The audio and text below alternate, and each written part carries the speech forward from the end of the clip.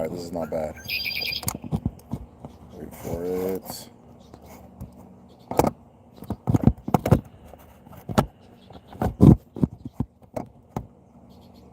All right, we are live. And there, whoa. We already got 3 people in here. That's what's up. Udo, udo, udo. Hey, if you're in the house, let me know who you are. Who is here? Who is here? We are live. It is Ask Me Anything. My name is Derek Ofadarumwa. For those of you who are new, I teach Igbo spirituality here on the Medicine Shell. If it's something that you're interested in, hit the subscribe button immediately and hit the like button immediately so that you get the notifications for the content. I'm trying to get this at the right. Okay, better. Hit the subscribe button immediately, hit the like button immediately. This is Ask Me Anything. You can, of course, ask me anything. I have to know, JD Bailey, Ndewo. Hey, man, Ndewo, Ndewo. I always like seeing familiar names. Hi, JD, how you doing? 6 already. Damn, that was quick. All right, when we get to 15, we'll get started. Ads now. Derek gets that dull. I didn't know they can have ads on lives. I didn't know they can have ads on lives. I don't get that dollar, I don't. My channel in YouTube terms is a very small channel. It has been for a long time, but it's growing very steadily. It's always been like a steady increase. And our community is tight, right? We're tight. So we're not the biggest community, but we're the strongest by far. We are the village. Greetings in you visiting family in Virginia. That is that's real Igbo land right there. Udo. Hello, Professor Alfado.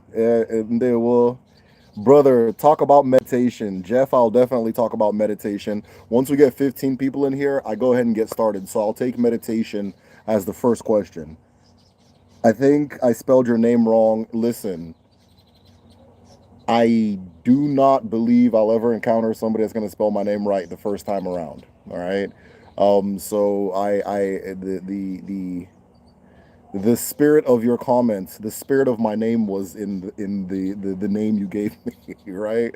I felt the love, so that's all that counts. So, there's actually a dispute in my family on how to spell my last name, so that's a whole different thing. Can't stay long, but you guys have a good night. No, Rasan. Okay, no problem. You guys come with questions for Rasan. Oh, hold it down for him. Glad you received it. Oh no. Okay, I'll do my. Where are we at? Where are we at? Once we get 15 people in here, that means if you are in the live, take this link, post it on the family group chat, post it on the friends group chat, post it on your burner account, post it on your main account, post it on TikTok, post it on Instagram, post it everywhere you can. Hit the like button so that people with the same interest as you are, in theory, the theory is that if you hit like, it recommends it to people who have interests similar to you. But I don't know. That's what they say anyway. We are at 7. We are at 7. We get to 15. We're gonna get started. Okay. This is Ask Me Anything. I'm taking any questions. Once the questions run out, I go. Like I said before, I teach Odinani. Odinani. Some of you may see it written or said as Odinala. It's all the same thing. This is ancestral cosmology, thoughts, spirituality. I forgot that one. Yeah, spirituality, cosmology, and thought of our ancestors, specifically from the Igbo culture.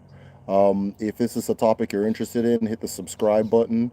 The absolute best way to support the movement, and this is a movement, is by joining the Patreon at patreon.com/TheMedicineShell. Okay. Patreon.com/TheMedicineShell. We have a community in there. We call it the village. We're all there learning. I'm answering questions for everybody. We have a group study about twice a month. And then I have my library with like all of my books and the things I use to study. It's just sprawling. I think over 300 texts in there.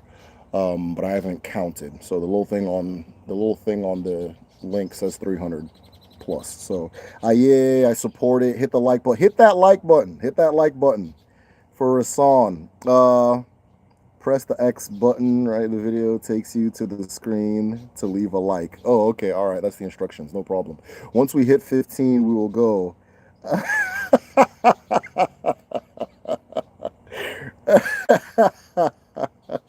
Reticulating says LMO with this title. I can't. So I don't know. You know. You guys think that shit was real? Let me not laugh. You guys think that was real? You guys think that was real?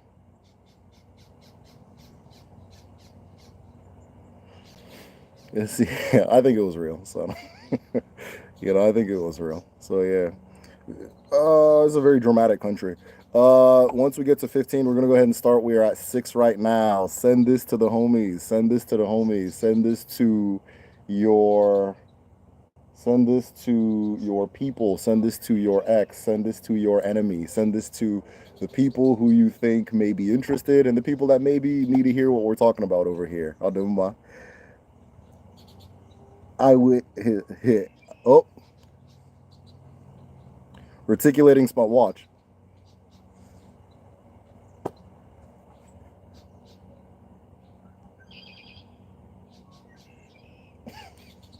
Adumma. He say. We are at 9 people. We are at 9 people. April. Ndewo. Apple na Apple na nwa Chineke. How are you doing, April? Udo. All right, maybe we set the goal a little too high. You know what? I don't understand. Well, I always say like, okay, we're gonna go at 10, and it takes forever to get to like 10, and then once we get to 10, and I start talking, it shoots way up. So maybe we'll set the new goal at 10 because I want to get started. I think if it was real, it would have been successful. How are you?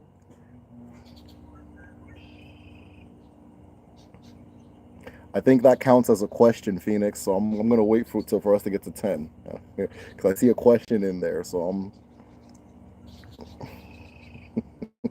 bold enough to attempt. There will. Like I said, this is Ask Me Anything. I'm here for as long as you guys have questions. Once the questions run out, I run out. So we are at 7. Yikes, we're at 7 right now. Once we get to 10, I changed the goal to 10. I changed the goal to 10. It sounds like Dr. Umar. I have changed the goal to 10. Once we get to 10 people, I'll go ahead and start the process. Oh, I forgot to bring out Audrey. I forgot to bring out Colonial. Udo. Are you guys able to hear the birds? They're like really loud today. Are you guys able to hear it?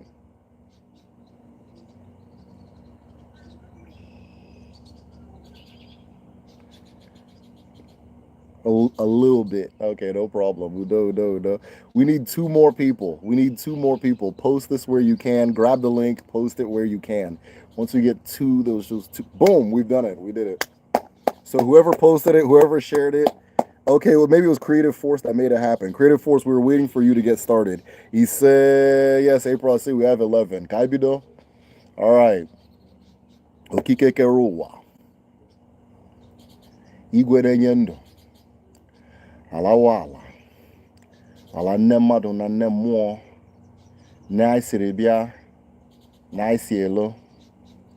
Ụmụ gị abịala. Owu ubi ọma ka anyị ji ekele ụmụ ndị eke, ndị orie, ndị afọ na ndị nkwọ. Owu ubi ọma ka anyị ji na-ekele ndị mbu na ndị egede, ndị mmadụ na ndị mmụọ. Owu ubi ọma ka anyị ji na-ekele mmụọ na-esoro anyị na mmụọ anyị ga-afụ ebe anyị na-aga. Mana ije anyị na-aga bụ ije ụwa. Ije ụwa Chineke kere ka anyị gaa n'ụwa. Nke Chukwu gọziri anyị, nyere anyị ike ịga. Doziri anyị si na ọnwụ nke anyị ji n'aka bụ nke ga-enye anyị ike, nke ga-enye anyị udo, nke ga-enye anyị akọ, nke ga-enye anyị uche. Otu a ka ọ ka dị n'eke, n'orie, na afọ, na nkwọ. Ise. All right, so I'm going to go. I see the supercell questions. I'm going to get to them. I'm going to go back to the top because there were some questions I did miss.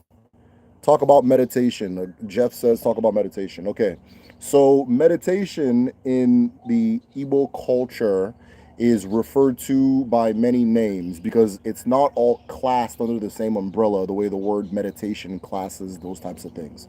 One form of meditation I'm aware of is called umendo. umendo, right? Which is life breathing, breathing in life. What is said by the ancestors was that at the beginning of humanity, human beings would sustain themselves off breathing alone, right? The chi, the original creator, the source that brought us into creation, fed us through breathing alone. This was in Ugaka, right? Ugaka, the first world age. When the second world age came, we went from feeding from the sky to feeding from the earth. And that's when things like agriculture and so forth were figured out by our ancestors, who at that time were called Ndiegede, the Egede people, right? And so the connection to the chi remains the same. A lot of the things that were done and said about Ugaka are guides to how you connect to your chi. And one of them is through breathing and umendo. The general idea is this: the human being, like if you want to take the human being, the human essence, the human, see, we waited forever to get to like 10 people. And then I start talking, all of a sudden we're at 19. I don't get it, but, but so be it, right? So be it. So the human essence, if you can think of the human essence as a song, think of you as a human being, that you are a song, right? Um, a lot of times you'll hear Chuku referred to as a dancing god, right? The Igbo god is a dancing god, meaning that all things in nature are song and dance. Everything in creation is song and dance. And if you pay attention and you're able to look at it the right way, or not the right way, but if you ever look at it the ancestral way, you'll see exactly what I'm talking about. So let's look at the human being as song when it comes to breathing, right? If you look at the Ogene, right? The Ogene. We actually just talked about this in the traditional medicine class at Kedu. So if you guys are interested in traditional medicine, Debia Hood, by the way, we're signing up for the next session at Kedu, www.kedu.me. But I'll talk about that later. But so the Ogene is a two-pronged bell. It's a two-pronged bell. It's a bell with two sides. Sometimes it's one bell, but each side makes a different sound, right? The sides are named after the sounds they make, which is pan and com, pan com, right? And so it's a two-pronged bell. Ogene is also one of the names of Chineke, creator and creation, right? So if you look at the way Ogene music works, what happens is the person holding the Ogene will play whatever they want. They'll just play whatever they're feeling. The next person will hear what that person's playing and say, okay, I'm going to throw in whatever instrument I have. I'm going to throw in my contribution. And they're going to play whatever they're feeling, right? The next person plays what they're feeling. The next person plays what they're feeling. And then all of a sudden, a single song comes out of this. Then the Ogene, the person playing the Ogene, could even start throwing lyrics in, usually lyrics that are anyways, a lot of times they're familiar, so it's like cultural songs or songs you grew up hearing and things like that. They throw it in there. There's call and response going on, right? Every single time Ogene is played, an entirely new song is made, right? So think of the human being as Ogene, right? Or the human being as an Ogene song, right? And the lungs, which are shaped like the Ogene, it's a two-pronged bell, right? The two-pronged bell. The lungs are like the Ogene. So when the Ogene band players are playing their music and the original Ogene player ups the tempo, all of a sudden you'll hear everybody, the tempo will up. And then if the bell player calms down, everybody calms down. Sometimes the Ogene player will stop playing the Ogene and everybody else will stop playing. But then one person will continue the tempo. Ding, ding, something like that. Something will be around to continue the tempo, right? Meaning that whatever you do with the Ogene, the rest of the song changes to adapt to the music. And like I said earlier, Ogene is one of the names for Chineke, the creator and creation, mother and father of creation. Ogene is one of them, right? There's this song, it's a children's song, but with a lot of ancestral children's songs, you can take it in as a child and it's fun, but as you get older and if you start entering, like if you start like really thinking about things and studying them, you start seeing a lot of interesting meaning. The song is Papangolo Bango Papangolo Bango, which is also a name for the creator. Udumo Ogene. So Ogene is being used there. Udu is also one of the names of the creator.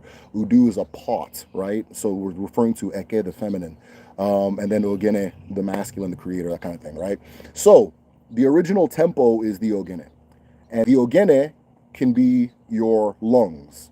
So that whatever your lungs are doing, the rest of the song that is you is going to adjust. Your heart is playing at a tempo. There's a tempo your heart is playing at, right? Which then informs your pulses and so forth. The flow of blood and so forth through your body is moving at a tempo. The flow of air, it's continuous. It's like music, it's continuous. You're breathing and so forth. So that when you change the song, if you start breathing quickly, suddenly you start feeling, you know, you might start getting, I don't know, agitated or that kind of thing. If you slow down your breathing, the opposite happens. So umendo is referring to that. And the reason why, or it's not the reason, but one of the things you can pick up from the idea or the story of Ugaka, the original world age, the fact that people were eating from the sky or were receiving from the sky, was that the original feeder was the father, which was Chinek or Chuku, right? Chuku, the god, the masculine, was the one originally feeding, and then all of a sudden we switched and started eating from God, the feminine, which is the earth, right? And so forth. And so in order to connect to that chi, the chi is your Chuku, right? Each of us have our own chi. To connect to that chi, one of the ways you can do it is by changing the way you breathe, and then that gets classified as meditation. Now you can generally group all of the things that connect you to your chi, all of the deliberate actions and things you do that connect you with your chi as iga chi, right?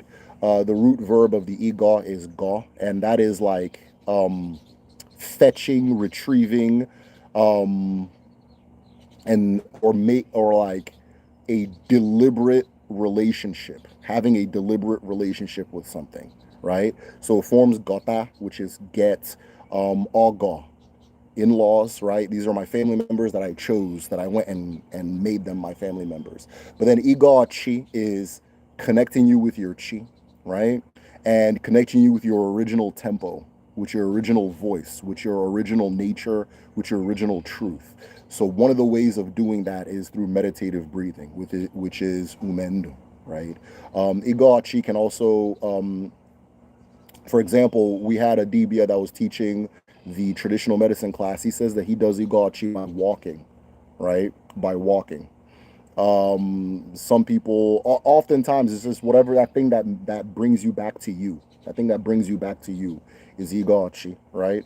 And those who are deliberate and intentional with the act of or the practice of Igachi, after some time, or maybe even immediately, your less than common abilities, let me call them that. They're less than common abilities, your less than common insights start awakening through the act of Igoachi, because you're again establishing that direct communication with your chi and so forth.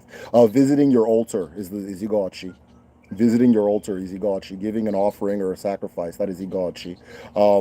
Prayer. Prayer is Igoachi. Trying to think of some other ones. And meditation, of course, and of meditation. So thank you for that. That was a really good question. I think the name was Jeff that asked it. I'm going to go back to the top. I'm not trying to miss any questions today. Okay, Virginia in the house. Can't stay long. Appreciate it. Hit that like button, guys. Hit that like button. Okay, I think if it was real, it would have been successful. How are you? How are you bad at it if you're bold enough for an attempt? So I'm not. I don't. I know what the average person knows, I think, and from what I saw, there were people on like a rooftop or a person on a rooftop very far. So the person actually had really good aim, right? But they just missed. They missed the target. Um, but yeah, I don't think the person was up close. I assumed they were up close, but the person was far away. It looked like on some kind of rooftop or something like that. But I don't know the full story. I guess it's still developing. Um, we'll see where it goes. But yeah, a little bit. 5:11. I can hear the birds. Siberia in there. Well, is there a messiah figure in Igbo spirituality? No, not really. But it depends what you mean by a messiah, right? But no, there's no messiah figure in Igbo spirituality. Um, there's a heroic figure, which is Amadioha or Ekwensu, or Udo, right? A lot of the male Abara can be framed as heroic, but that's not their entire function, or that's not their entire essence and so forth. So no, there's no Messiah. I think the idea of a Messiah is very tied to the Abrahamic Hebrew story where a Messiah is going to come and then they're going to rebuild this specific ass temple. So we don't have anything like that, like where you got to rebuild a temple and all that. So there's no Messiah. But you know, when we talk about the Abara, we see, when we talk about the Abara, right, we're talking about things that also manifest in human behavior, right? So the reason I said that Amadioha, Ekwensu, and so forth have a like a heroic nature is because the like the concept of Amadioha manifests when the collective will of a people is answered by a person, right? When the collective will of a people is answered by a person, Amadi Oha, right? Amadi, like the man of the Oha of the people. So when the collective will of a people is answered by an individual, this is a manifestation of Amadi Oha, right? That kind of thing. Just the way a Dibia is a manifestation of Agun. A Dibia is a manifestation of Agun. So all of these different Abara, they also manifest in real time as real scenarios or people or concepts and so forth. But I wouldn't call it a Messiah. Messiah is specifically the guy that comes back and the temple gets built and then the rapture, and then I think he takes everybody to heaven. So we don't have anything like that, no. The Merle Bird ID app tells you which bird it is by the sound. I don't know the name of these birds, but they have like a yellow, they're black birds with like a strong yellow kind of bar on their collar. It's really interesting. One of them has a nest just right in front of me, so we hang out. Do you watch movies? Have I seen Supercell? My wife is my wife and my sister are all about Supercell. I haven't seen it yet.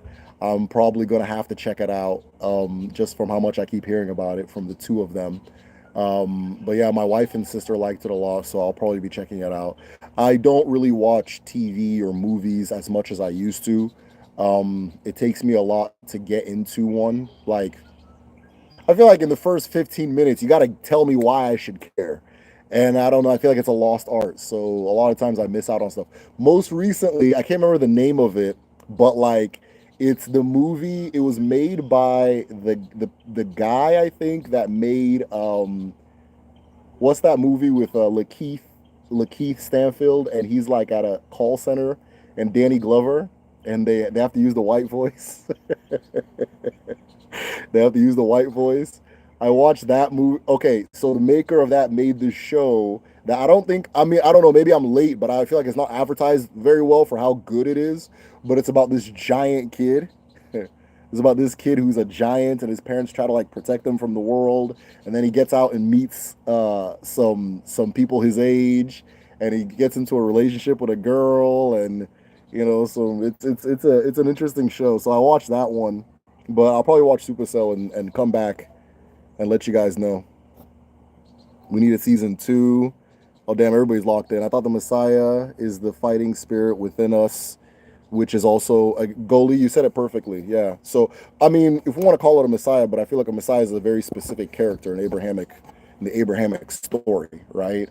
Like it would be like saying like, is there a is there an infinity gauntlet in Igbo spirituality? You know, it's like, no, it's a different story, you know. And you need the structuring of that story and the general narrative of that story for that character to exist and make sense. So no, there's no Messiah in the Igbo worldview, right? The Messiah in the Abrahamic is also tied with this idea of the world ending, and our people don't see the world as something that ends or begins. It changes form every now and then. Is there okay? Is there why they call life or soul umeji? Umeji. Honestly, I've never heard of the term umeji. I'm not saying it doesn't exist. I've just never heard of the term. So I probably use a different term to refer to the same concept. I have heard your agun referred to as your soul, but I don't do that. Like I don't try to like, oh, this is that. This thing in this concept is that in that concept. It's naturally those things exist, those parallels exist, and so forth. But if I were to have done that at an early phase, I would never understand what Agni is because it differs from the concept of the soul very radically, right? But I've heard it referred to as the soul by people who choose to um, discuss spirituality in that way. And there's nothing wrong with it. It's just not my style. It's just not my style. There's a message held for review. Let's see who was wilding out. Oh no, just nah. We can let that slide. That's cool. Uh-oh. No, we're not pinning that message. We're showing it. Okay, somebody else. Who's a moderator? I'm just gonna hold this. This is not working out. Papangolo Bango is star in Igbo. Papangolo is a tall star. I don't know. Just touching some etymology. Papangolo is one of the names for the creator. Papangolo is one of the Papando. Papando is a star. Papando is a star. Papangolo is the creator. I don't think the terms are disconnected. I don't think the terms are disconnected. Urenna nwanne m kedu ka ị dị? Ndewonu ụfọdụ nwa ndewo udo nwanne kee ka ị dị nwaanyị ọma ebee ka ị nọ kemgbe ebee ka ị nọ kemgbe. All right, sarcastic question. Wait, oh, that was like RE the attempt. Okay. Um, what is a body? I don't know what that means. But you keep typing it over and over. So some people ask about Zodiac before, but is there Igbo typology within the cosmology? I think I remember you touching at some point. So I don't believe there is. I strongly don't believe there is. Some people say there is. I think they're capping. um and I have my reasons that I don't know if I should get into today for not believing that there is, but I will say that our people say that for everybody who has been born ever and everybody who will be born, there's a grain of sand or a stone on the earth, and there's a star in the sky that correlates to that person. And they're often referred to as your Iuwa, your universal stream. So one of the things they do when like for example, now if somebody is diagnosed with Obanje and they're doing the rituals for separating the person from the Obanje spirit, one of the things they'll do is they'll have the Obanje find its stone, whatever it hid in the world to anchor itself in the world, and so forth. But like my mom said growing up about a bunch of like jealous old women, like if you were going to school, you'd get these jealous old women that would just accuse you of being Obanje, and then they would get just some jackass DBA to make you go look for to make you go look for your stone, just as almost like to maybe humiliate you or to bully you. Right? To bully you is really the term, and so forth. But yeah, that's one of the ways they do the separation. The separation. Ah, boy, I'm rubbing my face like a crazy person. Can you talk about the difference between ne aghon and oke aghon? Absolutely, absolutely. Ne aghon is the source of the abilities of aghon, if that makes sense, right? So ne aghon is like, for example, now if we're talking just aghon in general, ne aghon is the source of like is what we typically refer to as Aghu in general, right? Everything I could talk about, like the universal mind, so on and so forth. If you're like a Dibia, that's where your ability to heal sits and all that stuff. All of your gifts sit in the or held by Ne Aghu. Uke Aghu is the direction and it is the balancer, right? It is the direction, it is the balancer, it is the principle of the agon, is the principal holder, right? So you're coming into the world, maybe your gift is to be a person that studies clouds, right? or part of your gift. It's an element of your gift is to study clouds. And so for some reason you have this, since birth, you have this intuitive ability to understand a cloud. That's a nimbus, a nimbus, that's a this, that's a that. You're just like, you're up there as far as clouds go. But for some reason, you now, part of it was this studying of clouds. Another part of it could be you're supposed to use this wisdom to um, help people that are having famines, right? Maybe you're supposed to use this wisdom to help people that are having famines. Now, if you're the Neagon is going to have the ability to do that and decipher this and da da da da. The Okagon is the part one that has the mission. So when you do Iragon, when you accept your Agon and say, okay, this is who I am, this is who I've always been, this is my nature, I'm going to stay true to it, I'm going to walk my path, you are actually beginning a dialogue with the Okagon part, right? Which is I'm accepting the duty. The duty is going to come with a set of principles. It's going to come with a set of rules. That's why I'm going to let you guys know right now, you go on Instagram, you go on TikTok, and you get all these I do African spirituality people, and they're talking about, oh, I'm going to curse this person. I got this pod. Da, da, da. Give them 2 years, they'll go crazy. Give them 2 years, they'll go crazy, right? Because these things they come in two parts: the ability, one; the principle, two, right? The principle is what holds the awful, which I can discuss in another thing, right? So that Okago part is almost like the police of the ability, right? Spider-Man, with great power now comes great responsibility. Okay, right? So that when you are now using your ability to decipher clouds to help people that are or experiencing famine, your level of protection is on a different level. Nobody can do anything to you. If let's say somebody goes, oh man, this person's messing up our evil famine plot, we gotta unalive them. They can't do anything to you. Nothing can happen to you, right? There's an ilu that says, okay, so I should have said this earlier, but my wife keeps getting wool blankets, which, I appreciate her for because they're very comfortable. But now I got wool all over me. So, what was I going to say? So, okay. So, for example, now the famine thing, you're supposed to be doing it. There's an ilu that says, because the okeagon can also be called ogun, right? The neagon, it can be called awful. So the okeagon, the male agon, the father agon, that particular part of you will protect you when you're in your path, and then if you're not in your path, it can be the one that punishes you, right? When you're not in your path, it could be the one that punishes you. So oftentimes we see this most loudly with people who are devious, because it's like there's a level of theater to it. There's a mental illness and that kind of thing.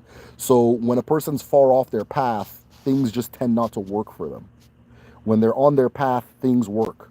You understand? Because that's the paved road. That's the road. That's what it's supposed to be, and so forth. So yeah, the that is Neagon and Okeagon. They balance each other. There's the ability, and then with all of the abilities that we all have as people, and every single person has abilities that nobody else in the world has, and an exact mixture that nobody else in the world has. You also have principles and duties in an exact mixture that nobody else in the world has, right? You also have principles and duties that nobody else has. Like I myself, I've personally been seeing through experience where my algorithm, like the things that my algorithm doesn't allow me to do, right? I see it through experience. I see it through cause and effect. I see it through trial and error, right? Where I'll start wilding. I know I'm wilding, and then all of a sudden, the the ability to do just goes away, or the things that are supposed to be done or make sense just kind of diminish. And I'm like, okay, I caused that. I know I got myself in a situation. And so yeah, it's a balancing thing. It's a balancing thing. Ability and principle. Switching reality to I am from the ego mind. Talk about that. Switching reality to the I am from the ego mind. Talk about that. Jeff, you have to elaborate. I don't know what that means. You have to elaborate. Welcome to the show. Happy to be with you. Okay. Meta Souls in the house. Truth is in the house. Reginald's in the house. Think think the I am is the higher self. So African thought systems don't deal with higher and lower self, right? We don't deal with higher and lower self. We just deal with self. Like, which one of your body's organs are the higher organs and which one are the lower organs, right?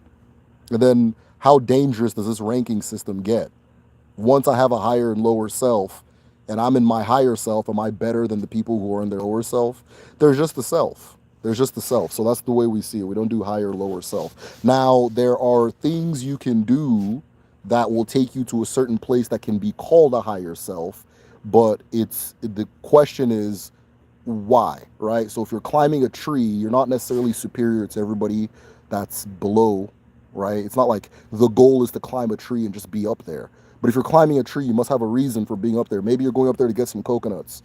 Maybe you're going up there to get a banana or something. I don't know, right? Maybe you're going up there for safety, right? So it's about being aware of the configuration of self in the universe and being intentional as you navigate it. So sometimes you need self, sometimes you need to be in your lower self, and that's just what it is. And you can't be, I don't like using the terms, you can't be in one at all times. That doesn't make any sense, right? It's yourself. Your wife and sister have a good taste. Yeah. They both like supercells. So, hello, sir. Can I see the sockets, the socks on your feet? Hey man, we're in a post freaky America. 2024 is a post freaky America. We are not asking or entertaining any freaky questions, freaky behavior. Mods, we're going to give this one a warning. If this person says one more freaky thing, I want you to throw that person in the abyss. We're in a post freaky America in 2024. There's no freaky ass questions being asked anymore. Diddy is gone. All that stuff is gone. We're in a new era. We're in a post freaky America. The chi, the chi of 2024 is an anti-freaky chi. So no feet, no socks, nothing. It's a lost art, Supercell. It's a lost art. Supercell does not start well with the car scene. Yeah, I feel like shows. This is just my opinion. I'm not saying that they're worse. I actually think TV and movies are probably better now than when I was growing up. But yeah, they insist on themselves. They don't show you why you should care until like season 3. So I'm not saying usually I'll watch something if someone recommends it for that reason, because I don't want to like, oh, this looks good and just be wasting my time. So somebody says, oh yeah, it's really good. Okay, what makes it so good? Okay, bet I'll watch it. So Supercell it is. Supercell it is. Sorry to bother you. Yes. Sorry to bother you. Yeah. Sorry to bother you. That's kind of the story of my life, low key, man.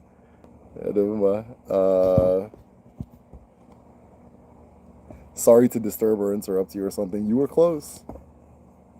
Virgo. I don't want to hold this with my hand, but this little computer, this little phone holder I have is not optimal.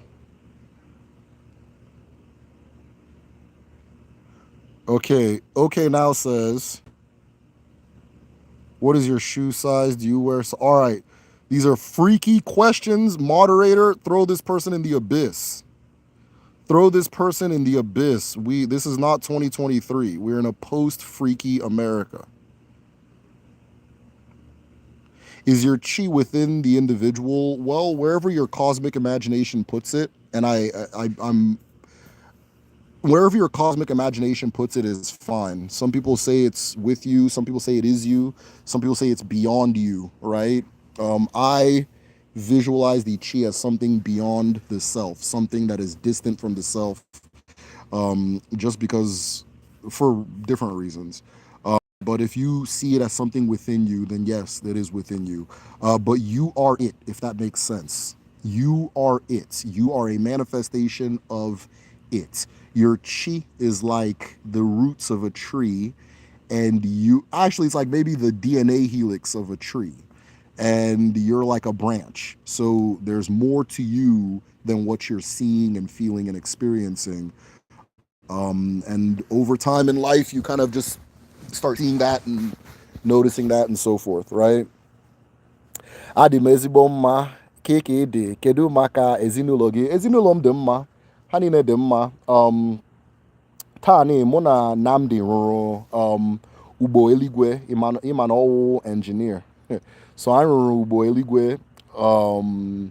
I ga-agba ya I ga-agba ya maybe tomorrow. I ga-agba ya tomorrow na park. Mana ọ na-enye m nsogbu because ọ chọrọ ịgba ya otu a but arụrụ m ya kemgbe uh, 11 a.m. till maybe otu a. So maybe I got live. Unu ga-afụ otu anyị ji agba ugbo eluigwe. Mana Nnamdi ga-abụ onye ga-ebido space program na Biafra. People born on Eke Day, what way do they experience their element? Light, fire associated with the day, but does shadow play in Eke? Light and shadow, yes, light and shadow are all in the element of Eke. Light and shadow are in the element of Eke. I think the best way to answer a question about the elements is to tell the person to experience that element. So when you're in the presence of fire, the fire will let you feel its spirit, or you will feel the spirit of the fire. You'll feel the mo or the abara of the fire, right? And that connection will tell you what you need to know about the Eke element. If you're in the presence of light, light will show you its spirit and its nature. That will show you what you need to know. At the same time, Eke, Uri, Afo, Nkwo, these are like households. They're like households. And so within Eke, there's, within light, there's shadow. Within light, there's also shadow. There's dark. Hanineno, Ebaho. They're all there, right? I will reckon this world is naturally built for us to seek salvation. It's replete in all spiritual traditions for it not to be. Salvation from what? Salvation from what, Golly? Salvation from what? And is it in every spiritual tradition? I think it's in the ones that are marketed well. I think it's in the ones that have books and sell their books and push their books and enforce their books, right? I think that's a common theme, but then they're all related to each other and they're all the same thing. So we say all spiritual systems, and we're saying Christianity, Islam, things, general Middle Eastern, Mediterranean thoughts, some of the ones from India. We're talking about the same thing from the same people, right? So I don't know about all systems. What are we being salvaged from? What would we be, Gully, if you can answer that question, I'd be interested in hearing. What do you believe we are being salvaged from? What are we being salvaged from? Because I'm on earth, right? And this is paradise. This is paradise. You can't visualize, like, let's say we're being saved and we're going to go to heaven. I want you to show me an image of heaven that isn't a lesser version of earth, right? That doesn't have elements of earth on it, right? You're going to give me this vision of heaven. It's going to be shit that's already on earth, right? So I'm on earth here for a set amount of time in this form, and I can experience all these things. There's so much to experience from this tree in front of me that I'll never experience it in my entire lifetime if I was only focused on that tree. There's so much of that.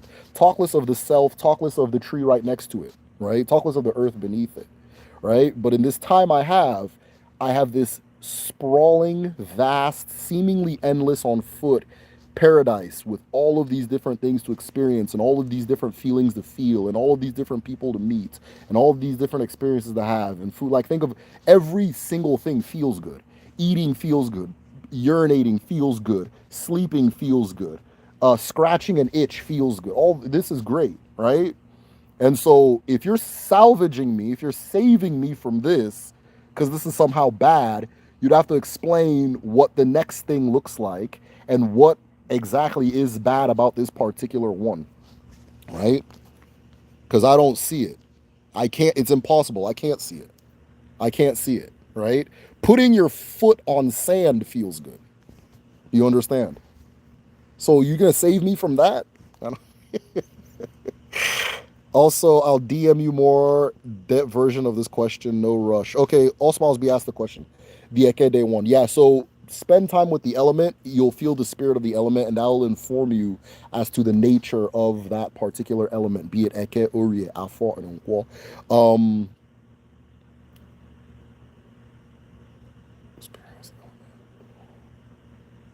But conventionally, it manifests in people's personalities. It manifests on the day they're born. It also manifests on the day that their market is open, right? Their spiritual market is open. So their level of connectedness is higher. The attention is on them spiritually, right? The attention is on you on Eke Day. The attention is on you spiritually. On Uriye Day, the lights are on you spiritually. Things are in your ballpark, or things are moving in your direction on a spiritual level, right? Or not necessarily you're getting your way, right? That's not what I'm trying to say. I'm just saying you're more open. So some people do their altar visits on their day, right? Some people do their altar visits on their day. Um, the what was I gonna say? Yeah, some people do their altar visits on their day. Some people do it every day. Some people pick a day, whether it's theirs or not.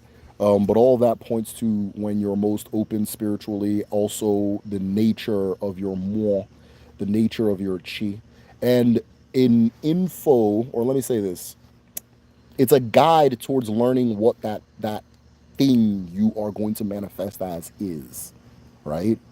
Because those days you come through in those days, it's not by you coming through from in those days is not by mistake, it's not by accident, right? So if you were born on the Eke day, or you came through on Eke day, there's something about the Eke day, or something about the nature of Eke and the understanding of Eke, that is connected to you as a person, and also your purpose as a person, right? And also your purpose as a person, right? To my knowledge, and I could be wrong, but I'm Nwa Afo. I was born on Afo Day, right? And Afo deals a lot with, it deals with the earth, it deals with tradition, it deals with being leveled and things like that, and so forth. Being reliable, all these different things, right? And so those things are important to me, even whether or not I know that's my, those, they're just naturally important to me. Those things make sense to me. I'm doing what I'm doing because of that, right? So it points to, all that will help you point to the correct, or not the correct, but your original nature. And in essence, that's the nature that makes sense, right? That's the nature for you. Anything else is you occupying somebody else's space. I will okay, natural, okay, never mind. DM you. Mind is within us and also without us on a level. But the highest description is we are mind.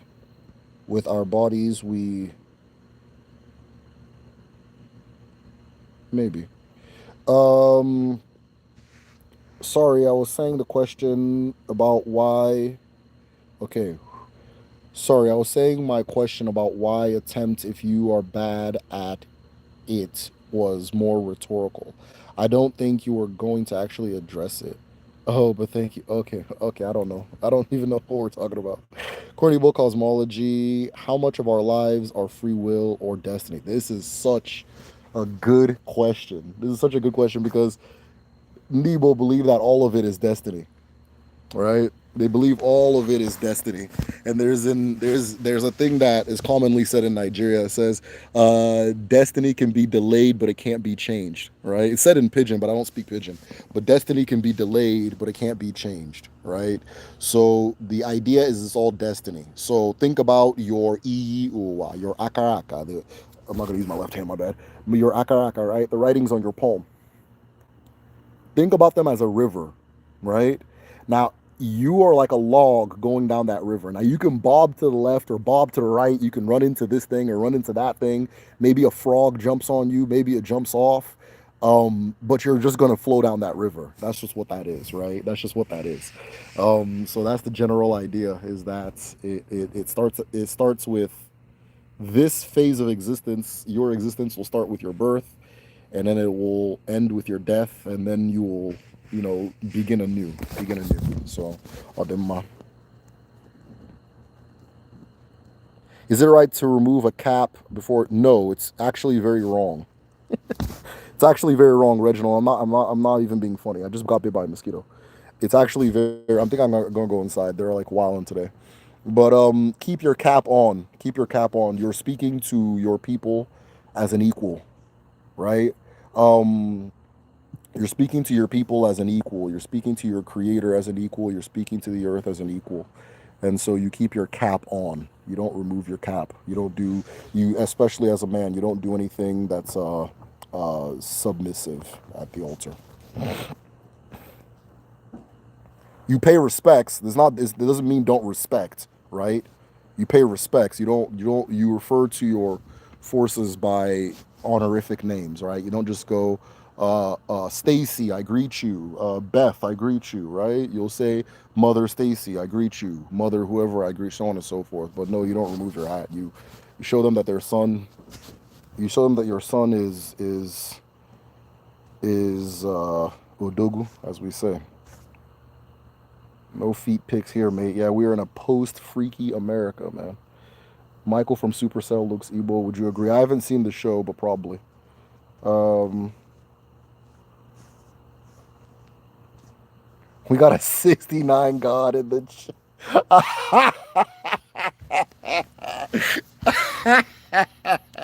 Yeah, man, we are in a post-freaky America, man. No 69 Godism, nothing.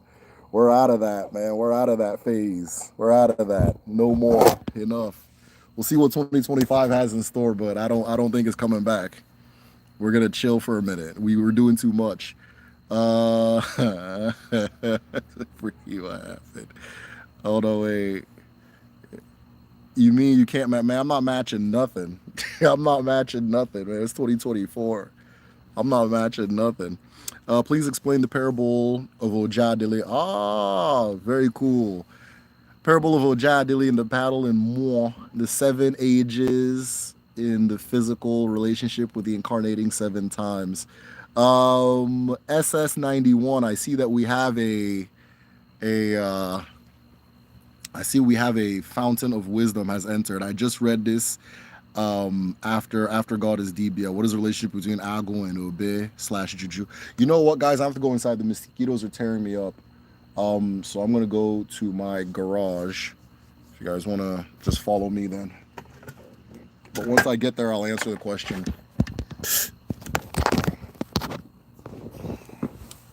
All right.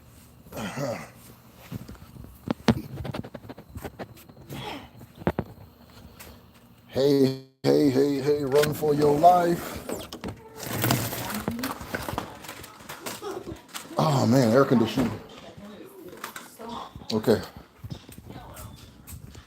Uloma, we have to watch Supercell. Everybody keeps saying I need to watch it. So, Nami, what's up? I thought we were gonna do it. No, no, no. We have to do it tomorrow. I'm live. I'm live. Oh. Uloma, come get your daughter. Yeah. All right.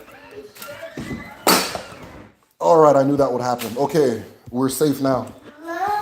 Whoa. Let me open. You guys gonna hear garage noises?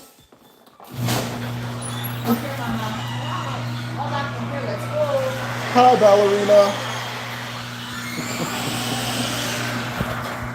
All right. Okay, where are we? I don't want to be itching myself on live, but I got so many mosquito bites and they feel good. Explain the parable of Ojadili and the battle in Seven More. Okay, wow, this is a powerful, super cool story. So the story is of Ojadili for those who don't know. I'll go ahead and tell the story. So I hope you guys have the patience for a story. But the story of Ojadili was that there was this great wrestler, right? Back in Mbembo, the ancient days. There was an ancient wrestler by the name of Ojadili. Ojadili. The name means he who does not hide. He who does not hide, right? And so for those who took Igbo 1 at Kedu with my Igbo language class, it would be Ojadigi in that dialect, right? In central dialect, right? Ojadili, right? So Ojadili was this wrestler. He was this undefeated champion of the world. People from far and wide would come to wrestle against Ojadili. And every time they would engage him, people would begin chanting. Next thing you would hear was, he would slam them to the ground, right? So people came from east, west, north, and south. People came from up and down. People came from land and river. People came from tree and mountain to defeat Ojadili, the champion of the world. And Ojadili, through all of his fights, remained undefeated. Well, after a while, Ojadili grew bored of the mortal world. Ojadili grew bored of the mortal world, and he said that since nothing in the world can defeat me, since nothing in Alam Madu can defeat me, I will go and wrestle in Alam Mo. And his people were shocked. The people of his community were shocked. They warned him, Ojadili, nobody enters Alam Mo and comes back the same. In fact, nobody enters Alam Mo and comes back. That's what they said. And he said that so long as my Ikenga is alive, I can wrestle in the land of spirits. And so Ojadili entered Alam Mo. In Alam Mo, he traveled through Alam Mo until he found the champion of Alam Mo itself, which in some versions of the story they say it's a spirit with 7 heads. In other versions of the story, it says 7 spirits. Ojadili engaged the first one. They tussled, they wrestled, they tussled and wrestled. Ojadili had never felt a challenge like this ever before in his life. This was a different type of strength. This was a different type of challenger. And Ojadili began to remember the words of his people, who said that if you enter Alam Mo, you do not return. But then he also started remembering that anytime he would wrestle, they would sing his song. And so Ojadili was filled with the strength he needed to lift the first spirit, slam it to the ground. Ojadili was the winner. Immediately after, when he looks up, he sees the second spirit. Ojadili began wrestling. Again, a strength that he had never felt before. A challenge he had never felt before. Ojadili was minutes away from being pinned to the ground until he pulled from within himself the strength he needed, slammed the second spirit. The third spirit came, the same happened. The fourth came, the same happened. The fifth, the same happened. The sixth, the same. The seventh. Now Ojadili realized that this was never going to end.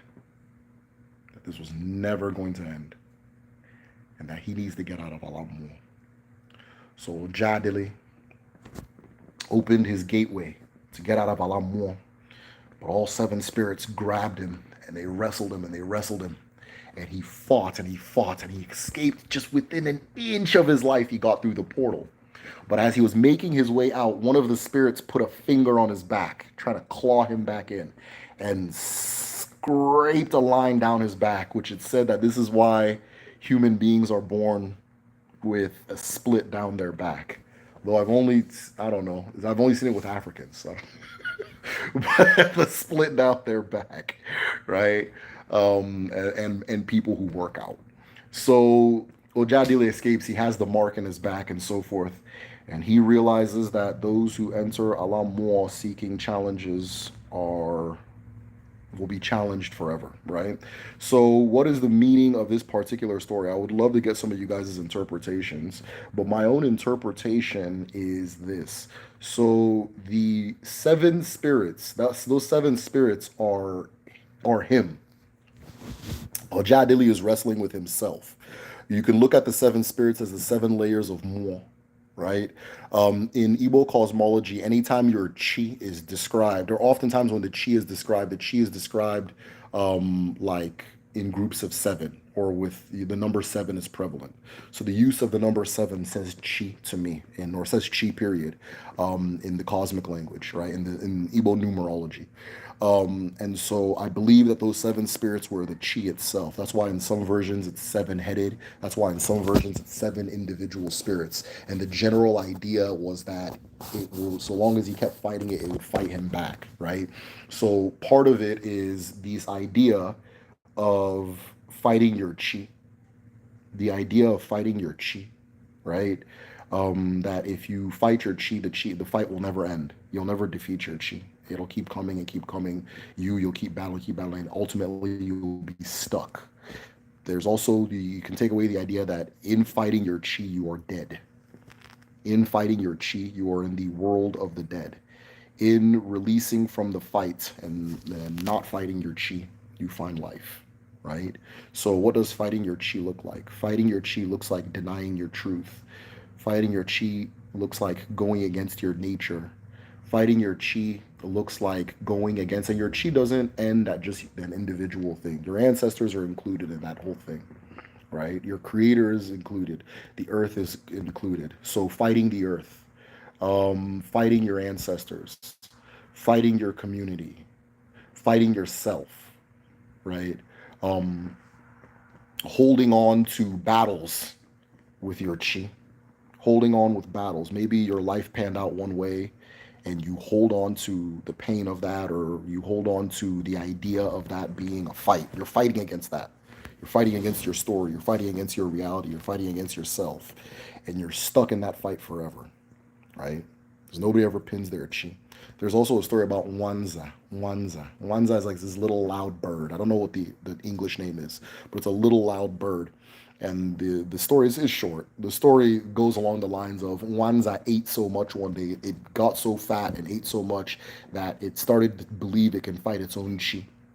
Started to believe it can fight its own chi.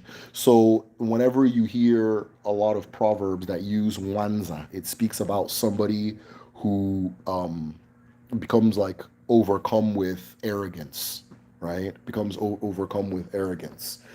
Fighting your chi is also not accepting your limitations. Ojadili in this story did not accept his limitations until his limitations met him where they were supposed to meet him. He did not accept that limitations existed, and he believed that he was the exception, right? But then he also left us with an ilu that gets used a lot, which is so long as my ikenga is alive, I can wrestle in the land of spirits, right? If your ikenga is alive, is awake, you are invincible. You cannot be defeated. It shall happen because your ikenga is what your chi gives you to do what your chi brought you to do, right? And so yeah, that's Ojadili is a really good story. It can be interpreted a lot of ways. I gave you guys the short version. So the one of the ways that the Ojadili story gets told is as like a multi-night epic. So the kids will gather and an elder will tell them the story, usually a woman, will tell them the story, or a man that doesn't have a title will tell them the story, and then the next night they'll come for part two, and the next one they'll come for part three, and that kind of thing. In the longer version, he has a friend that plays flutes, Oja, who plays Oja, and the flute player is seen as like a lazy kind of non-manly man, and he finds usefulness, or he finds his purpose in playing the flutes to motivate Ojadili to go and fight and that kind of thing. So both of them go to Alamo together, and then they exit together and so forth. So there's a bigger, longer one. I haven't heard the full longer one. I just have little elements and pieces, but I've heard the short one. All right. Just read this in Africa. Okay, what is the relationship between Aghon and Juju? What we're calling Juju is just science. It's science, right? It's science, and science comes from Aghon. Science comes from Aghon. It's your Aghon that your Aghon is the highest teacher. Your Aghon is the highest teacher. So you can learn science from me. I can learn science from you, but you can also learn science within yourself, right? And learning science within yourself is learning how to communicate with your Aghon and having your Aghon guide you, right? So you'll be able to see a plant, and we'll often use the term, I have a feeling that this does this, right? And then maybe you go on Google or Chat GPT and you confirm, oh, okay, wow, that is true, that kind of thing. It was your algorithm already told you that, everything else, including this word science, it's a confirmation system. Science is a confirmation system. Agon is the inspirer, right? So Agon is the one that tells you, I don't know why, but I feel like the world is round, right? I don't know why, but I feel like the earth is round. And then you can use the scientific method to confirm. That's one of the many ways you can confirm whether or not it's round.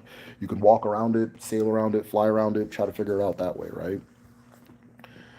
So that is and so a lot of what we call juju, it comes from Agun. One of the names for Agun is Agunsi. Agunsi, the Agun that, of the medicine, the Agun of medicine, the bringer of medicine. Odemma. Hey, man, it is insect city tonight. I don't know what's going on. You can't be in one mode all the time. Just be yourself in the context that makes sense to your chi and your surroundings. Zoltar, I agree. Exactly. Well, I think you're talking about the higher self, lower self thing. Yeah, yeah, yeah. So it's not like everybody's destination is be that higher self. Everybody's destination, if you want to say a destination, is to live their life. And sometimes it requires you to be a higher self. Sometimes it requires you to be a lower self, right? Our people say that every bird must perch. Every bird must perch. So no matter how high the bird gets, it has to come down and rest, right? It has to come down and rest. So I don't think I need to be saved. It's not necessary for me. I don't need it to be a universally decent human being. Yeah, me neither. He said, also based in the UK. After God is DBA is available through Karnak House. They never pick up their phone though, but I'll try to call them. Bon Babylon. Yeah. I agree. I think the point of our existence is to prove care for the rest of Earth and its inhabitants. I like that. The only thing humans can do to other animals is caring for besides ourselves. I find it interesting that because one day I was taught, I was, I like to be contrary, so I was getting these debates um, about just stuff that's hard to defend. Like I'll take a point that's hard to defend and see if I can how well I can write it, right? And so we're debating if humans are superior to ants and so forth, and I was saying no, we're not. And then the debate was going on, and one of the things, people were talking about all this technology and all this shit, but like ants don't care. Ants don't care about our stuff, just like we don't care about their ants ass shit either, right? No, they're not. No animal's really impressed with all the things we do, but you know what they really like? You know what animals are really impressed with? Our fingers. And when we use our fingers to scratch them or to care for them or to pet them, things like then they get interested. Like, oh yeah, that's what's up. That's that kind of thing. So maybe the point of human life is to pet animals.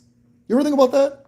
Yeah, we always want it to be something that we imagine is more grand than not, but the only thing that most of creation that we interact with cares about is when we use our hands to care for them, right? Like if you have like a okay, show a dog a computer and then scratch a dog's stomach and see which one which one's more important. And it goes beyond dog. You do a horse, a deer, whatever the hell, right? That seems to be the thing that living. Siberia, thank you so much. One igade, igeto, chishikeno. But yeah, it seems to be the only thing that nature cares about is our hands. Is use us using our hands to care about it or to care for it, right? We also have this thing that we can intervene. So sometimes animals will be like, "My child is stuck. Can you help me?" To a human, they'll come up to a human, like, "Hey, can you help me get my kid out of this thing?" And then the humans come and they get their kid unstuck, or maybe the kid comes and gets the mother unstuck, and so forth. And it seems to be the only thing that animals care that we do. They don't care that we can bench 250. They don't care that we have cars. They don't register these things. It doesn't, that kind of thing, right? So it makes you wonder, right? It makes you wonder. I hope that made sense.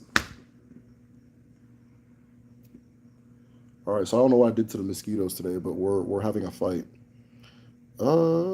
Refresher question: does an Iluwa have to be born on the same day as a market day as okay, super cool. Does have to be born on the same day? I've been told that they are. I've been told that they are, but I wouldn't bother too much about that, right? I wouldn't bother too much about that because the general idea is that that's the door. That day is the door that the person came through, and they continue to come through that door. But good luck tracing that for everybody and so forth, right? Good luck. I have a question. I'm Igbo and I want to know more about it. Cool. How do you get to know God, Chuku? I feel like if you are Christian, you get to know through the Bible. What can Igbos read? Igbos can't read nothing. Odinala is not something you read. It's not something you read. You do not read it. Eventually, somebody's gonna start writing, "Bull, this is the Bible of it. This is the whoop whoop whoop." Leave that stuff alone. Leave that stuff alone. Right? Leave it alone. Don't worry about reading. Right? The word Odinala, right? The way we encapsulate and understand these things says, "As it is on the land." So you know Chuku by observing nature. By observing nature. Nature is your Bible. If you need a book to read nature. If you can never, nobody will ever have the capacity to put the full understanding of nature into a book. And once it is put into the book, it petrifies and becomes a corpse, right? The term for a body of works is a corpus. A corpus. It becomes a corpse that is unable to grow, a corpse that is unable to adapt, a corpse that is unable to reflect reality. It just reflects itself, right? So please don't. Again, everything goofy seems to be stronger than normal stuff. So since putting Odinala in like a Bible is goofy, somebody will eventually do it, and it'll probably be very popular. But leave that stuff alone. Your Bible is nature. If you hear the ilus that our people share, which are the sayings that kind of guide this idea of Odinani, they all say the same thing. It's always, okay, you're going through this human thing. This is how it happens in nature. Look at nature. Look at the answers in nature. The answer's already in nature. You are not a separate thing from nature, right? You are not a separate thing from nature. If you look onto nature, the thing you're looking for is there. If you want to understand God, you look at the creator, you look at the creation. Okay? If you want to understand the creator, you look at the creation. And when you do that, the truths that are universal are very obvious. They make themselves obvious. Okay? They're not hidden. You don't need to go to seminary school to learn them. You don't need to, it's not something that is a mystery or coded or anything like that, right? So it's just understanding nature. Look at nature. Okay? And then that's how you understand the creator, right? I know from nature that things that are living start in one form that's very small, and then they continuously expand and grow, and then they arrive in a new form or several new forms, right? And so forth. It's all there in nature. So that is how our ancestors deciphered the spiritual nature of the universe, is by looking at nature. Again, people are gonna come with the goofy. They're, oh, this is the Igbo Bible. It's gonna be just like, they're gonna wear the white shirts. It's gonna look just like church, like that. So when that comes, if that's your flavor, cool. But I'm gonna let you know right now, the actual thing our people are doing is describing reality, and God, the creator, and the nature of the creator, Chukwu, is not mysterious. The nature of Chukwu is evident in reality. The nature of Chukwu is evident in reality, right? It's just like, I want to get to know a person, so instead of interacting with that person, I go read maybe a book about them. Meanwhile, the person's sitting right there, I can just talk to them, that kind of thing. So you may catch some things in the book that are useful for you, but that's not the whole picture. It can never be the whole picture. And it is beyond fathom. It's not something that you'll ever completely learn, but you'll learn the amount you need to learn. JD Bailey says I skipped their question. I'm going to scroll up 5 times and hope to see the question. According to others, according to Igbo cosmology, how much of our lives are free will and destiny? I definitely answered that, JD Bailey. I definitely answered that. All right, so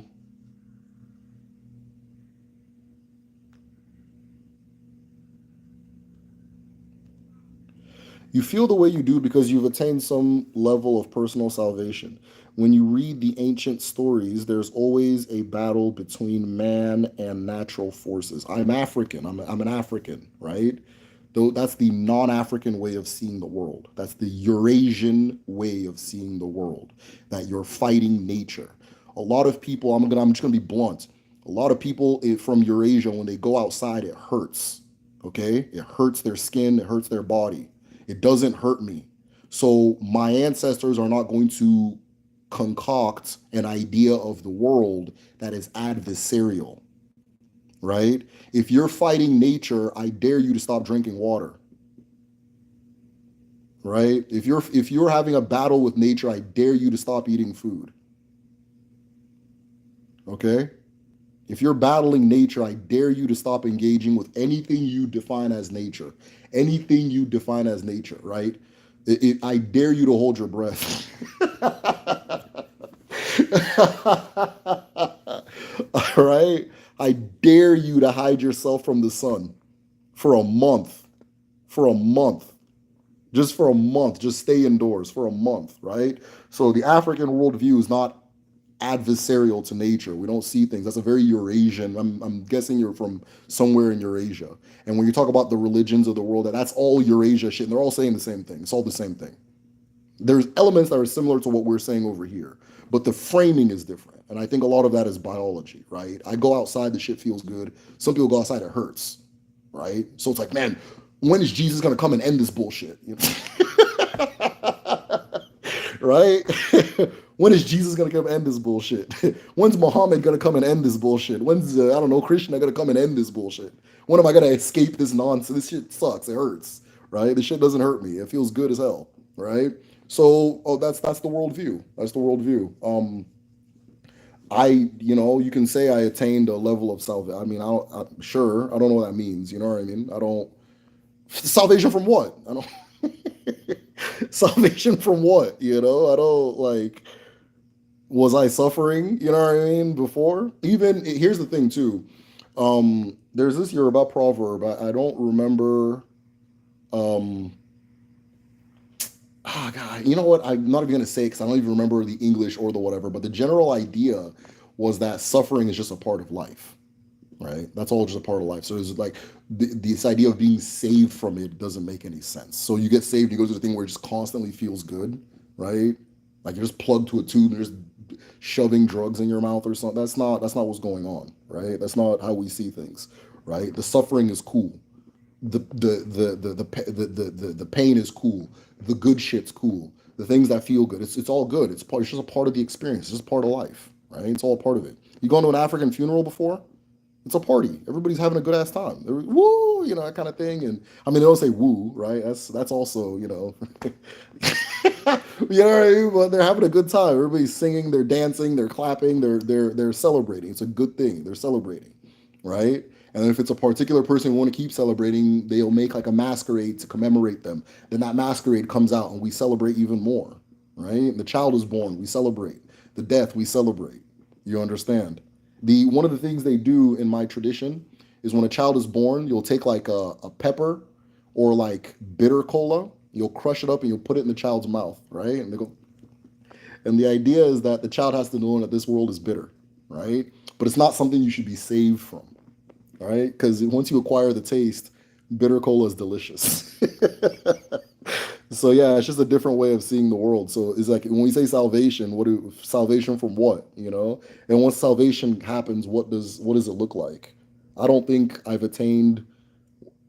I mean, I've just attained what was on my path to attain at this point, you know,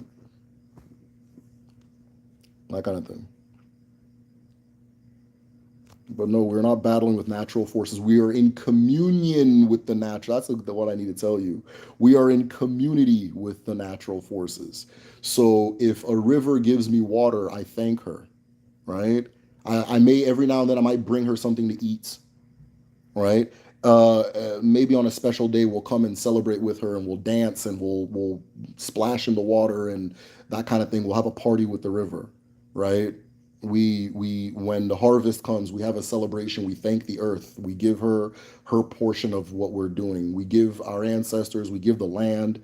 Okay, we're eating. Save some for earth, save some for the trees, same sort of that kind of thing. We're in community with all of these things, so we're not really fighting them. If you're not going to win a fight against air, right? Unless you can show me you can really hold that damn breath. So this is a different worldview. It's a different way of seeing the world. Anytime I see anything that has like, oh, we got to get out of here. We got to get out of here. I just know that this was from a heavily clothed people. I know this is from a heavily clothed people, and it hurts when they go outside. And that's what that means. That's what that is. So I just got to be blunt because that shit. I don't want it to seep over here too. I think the diversity of thought is very good for the world. To control the natural forces within us and consequence outside the journey of salvation. All spiritual systems. No. That's Eurasia, right? That's Eurasia, right? That's not everybody. That's not everybody. I'm not here to control my natural forces in what sense? Sometimes I need to control it, sometimes I don't, right? I'm not like if I have to take a piss, am I superior because I hold it in?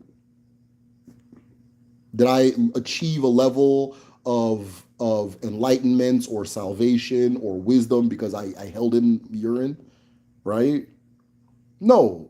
I drink water and then I release it. There's an ilu that says Uwa Buahia, the world is a market, right? Mado Zucha Allah. Once we're done buying, we leave. So things are flowing. Like if let's okay, what are the what's the nature that we're trying to control? Is it anger, right? Is it anger? We've built a whole society on trying to control anger. How well has that worked? I don't think it's worked that well at all. Right? I think people are very miserable trying to control whatever feelings and whatchamacallits they've attributed as quote unquote bad, right? A lot of that thinking comes from this idea that if a person is their natural state, they're an animal. That's not, or let me not say an animal. I mean an animal in the derogatory sense, right? That they're in that without explicit control of your nature, you will destroy and debase yourself. And that's not true. It's just not based on it. That's not there. That's not real. That's not true, right? So a lot of those, oh, you got to control the lower self, the higher self. You know, that's that slavery shit. You know, that's that slavery shit. You know what happens when people start controlling their higher self? They start looking for who they can say has a lower self, and they start getting at them, right?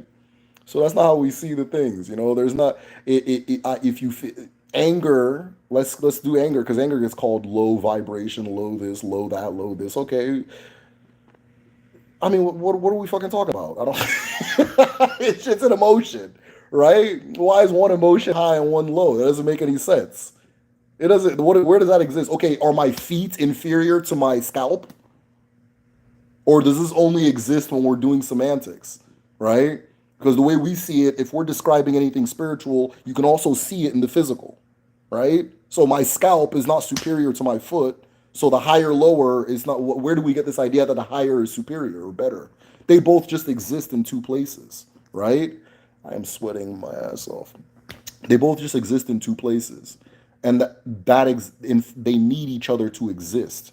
And if only one existed, we wouldn't exist. We wouldn't exist. That makes sense, right? You need your anger sometimes. You know, you need your anger sometimes. It's not about like molding yourself to be this thing that you think is good. You're a human. You're so finite, and especially if you're thinking like that, not you specifically, just everybody, you're so finite and infantile that in comparison to creation, like you're just such a blip in creation that how the hell would you have an idea of how things are supposed to be that is superior to how things are, or that is greater than how things are, or what's real? You understand? How would you concoct a view? Oh, this is the high one, this is the low one, right?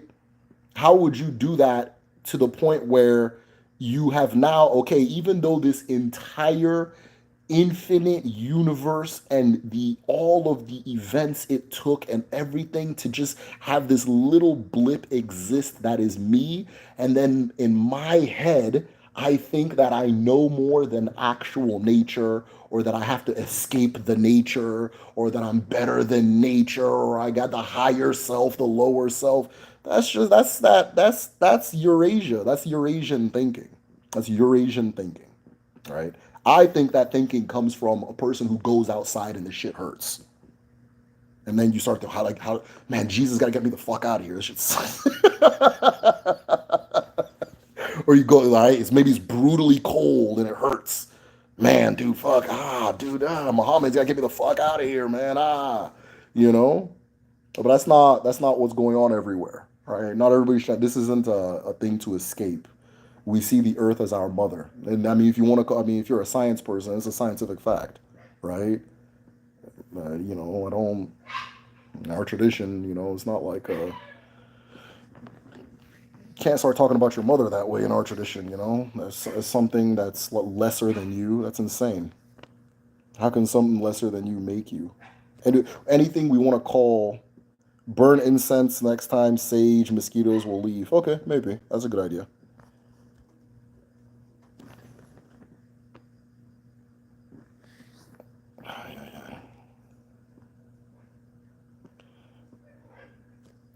Okay. Super Axel's good. Episode, okay, 3. Okay. Okay, there's more. We're being saved from the ignorance of this battle from further salvation. We make mastery of the force. Mastery. You don't master shit. What are you master of? You're a master of fire, right? So you can touch fire and the shit won't burn you. Mm. You can swim across the Atlantic. You're just a person. We're just people. It's not about master. Why do you need to master something?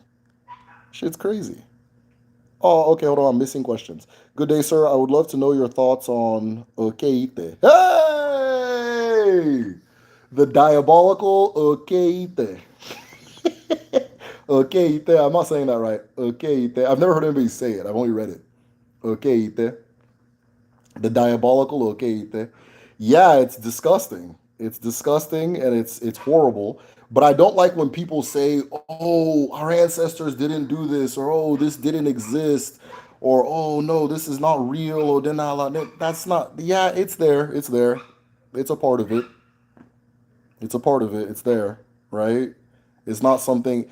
This trying to wash. One of the things that I'm thinking about addressing in my next video, when people are like, okay, I'm an Odinala person, I'm an Odinani person, and then they try to like scrub out the parts they disagree with, not knowing that what they agree with and what they don't agree with comes from Sunday school, comes from the Bible, right? So if that's your way of thinking, just be a Christian. There's nothing wrong with being a Christian, right? There's nothing wrong with all that way of being.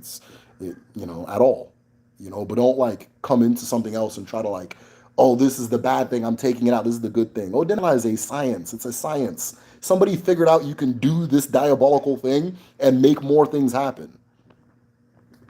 It's like, oh, the nuclear, okay, there's science, but like the nuclear bomb is not a part of science. That's not the part. It's evil. No, it's there. It's there too. It's there too. You know. So yeah, it's a science. It's not about what you agree with and don't agree with. It's about cause and effect. If you do this, that'll happen. If you do this, this will happen. Right? Okeite is a part of Odinala. It's there, right? And you also have to remember, like a lot of this talk comes from people that don't control their own affairs and they don't control their own society, right? A lot of the rituals before a war were very like, if you write them on paper, they're very deplorable, right? A lot of rituals before a war were very deplorable. They're not things that, if you're trying to wash it. So then when people come, they go, oh no, that we didn't do that. We didn't take that thing out there. And then when the time for that thing comes, you're sitting on your hands, right? Right. So yeah, the okay is a part of it. Now I wouldn't do some bullshit like that. I don't.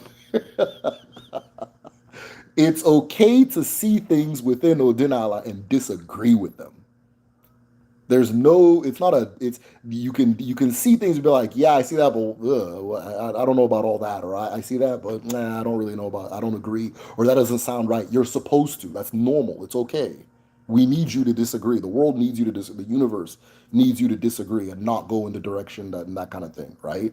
It's not that. It's not a behavioral prescription. It is an ancestral perspective on the cosmos and of the self, right? And if your ancestors figured out, okay, so be it. That's a part of it too, you know, that kind of thing. So yeah, okay. I'm glad you asked that question because it's something I've been thinking about. People always do this like, oh yeah, but we didn't do rituals. We didn't do whatever that sentence even means. I don't even know what that sentence means. Our ancestors, it was corrupted later, and they started doing. Shut that, man. That's People want to talk about what their ancestors did and didn't do, and it's always coming from a very Christian perspective. You don't have to like be in church to be a Christian. It's a way of thinking. It's a way of seeing things, right?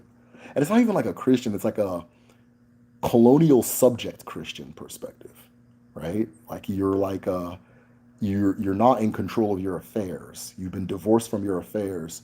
So It's like, okay, it's like little kids. It's like little kids, right? There are things adults do that if you told a little kid, they wouldn't agree with, or it would turn their stomach, or they wouldn't like it. But it's like, yo, the adults are in control of the affairs. Like, you're not supposed to, like, of course you're not gonna get it. But when you're the adult, you know, we're discussing me becoming a firearms owner in the house, and my son overheard and said that I shouldn't, that that's only for people that want to do crimes, that we're not going to do any crimes, right? He's a kid, that's how he's going to see it. Oh, my ancestors didn't have guns.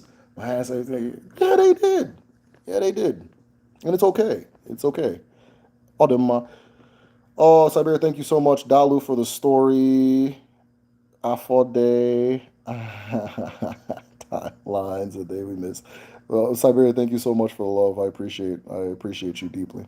That's deep. Clip this part. I just kind of send it to, I'm gonna be real. I send it to like a little app and it makes clips. And so I don't know what the app picks. So hopefully it picks it. Zoltar, what part should I clip? Tell me. I'll deliberately clip it. Tell me. Animals are either freaked out or fascinated by human hands. Animals love human hands. Animals love. That's what they want to. They want to be scratched, have their ears scratched, touched. That's what they want. Animals will rush you and like, oh man, you got them hands. You got them hands, and so forth. You know, and that's what they like. They don't. We have trash cans. They don't give a fuck about our trash can. Maybe there's food in it, right? They don't care. Oh, they have tires. They have a four-wheel drive. Oh, yeah, they got street signs. They don't care. That doesn't register, right? So it makes you wonder. It's like, okay, for some reason, in nature, the mammals mainly are showing me that they just want my touch and me to use these hands as kind of a caretaker sometimes, right? And kind of like almost like a police. Like animals will look for a human and be like, "Hey, you've got hands. Use your hands to do this thing." Right? Animals love our hands. I'll do my be a good shepherd and a good back scratcher. He said, "I've been looking at animal grooming videos as a kind of decompressing, and I'm beyond fascinated by the by the love and hatred of the process. Some love the attention, the scratching, and so forth. Yeah, I like. They're nasty, but I like when they like. They're like taking like when a horse has an abscess, and then on their hoof, and they take the hoof out, and all the pus and the nasty stuff comes out. I like those videos. But you know what I mean? Like there's a thing in creation that knows, hey, this thing might have an abscess. Help them take it out. Nothing else in creation that we're aware of can do that, right? And when we do it, that's when they really appreciate it. They love it. You ever see like when the videos where like a person will help a sloth cross the street and the sloth will just turn around and look at the person kind of like, hey, thank you, like a turtle's not gonna do that shit. So yeah, maybe our purpose in this world is to use this special gift and be a scratcher. Maybe we're nature's back scratcher. Maybe that's what we are. But we're like a back scratcher that decides to start killing everything and be a higher, lower self and shit. Yeah. Gully, thank you so much for your questions, Gully. That was a really good discussion. That was really awesome. Just share a little perspective. I became more genius when I stopped reading and writing. It's like reading and writing takes your mental power. So damn. you know, I do think reading and writing are overrated.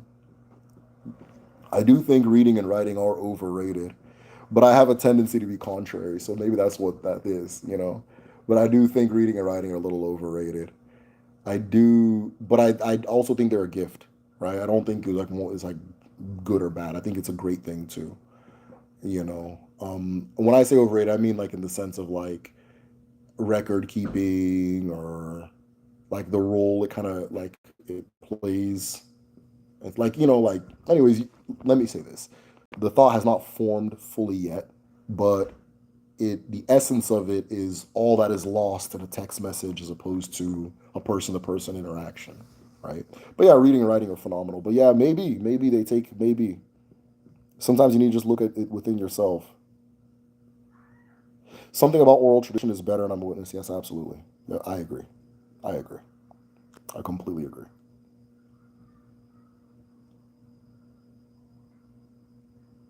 It's all good. Community with natural forces, he said. Heavily clothed. Yeah, yeah, yeah. There's some heavily clothed ideologies in the world, you know? Like you read something, you're like, whoever is wearing a fucking you know, just blanket it out, you know. You see whoever believes, you know, you can kind of see it. You know, yeah, there's some heavily clothed ideologies in the world. Some people just you just go outside and the shit feels good as hell, you know. And that's gonna we may say the same things, but we'll feel a certain way about what we're feeling saying, right? And so forth. How do we feel about these things? If I hide from the sun, I would shrivel up. Absolutely. Maybe Africa was the Garden of Eden, and they're just bitter that they had to leave and go to the cold. I don't. Maybe. Maybe.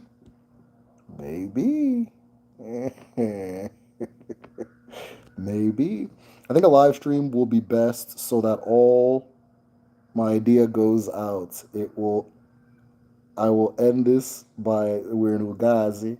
Why are we in Ugazi? Because we're in a battle. I don't think Ugazi is about battling. I think Ugazi is about us wilding out, and we're doing that. And it's we're supposed to wild out. Right now, my son's 6. He's his mind. It's very obvious to me that his mind is trying to establish the barrier between himself and my wife and I. Like he has a sense of self, but now he's trying to see like what's the difference between me and other people, right? And I don't know if you've ever dealt with a 6 year old, a six late 5 year old, because the little neighbor kid. I don't know if you guys remember the little neighbor kid in my old place I used to live.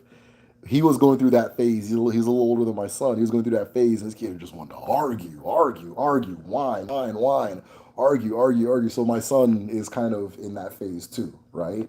So is it that he's not supposed to go through it, right? Terrible twos. Is that a baby's not supposed to go through their terrible twos because it's a lower self? No, they're supposed to. That's a part of their. That's just how nature has it, right? So then Allah says when this child turns 2 year old, they're gonna start, you know, making some demands.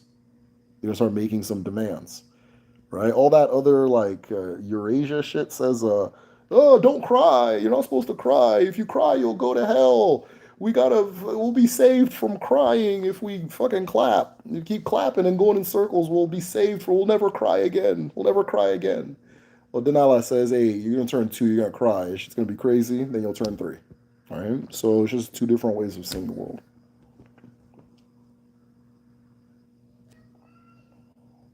We can't learn to be calm if we don't experience anger. Absolutely. Absolutely.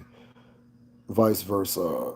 Um, Everything has its opposites or it can't exist. Absolutely. And then at the same time, you can't be calm all the time. You need to get mad every now and then.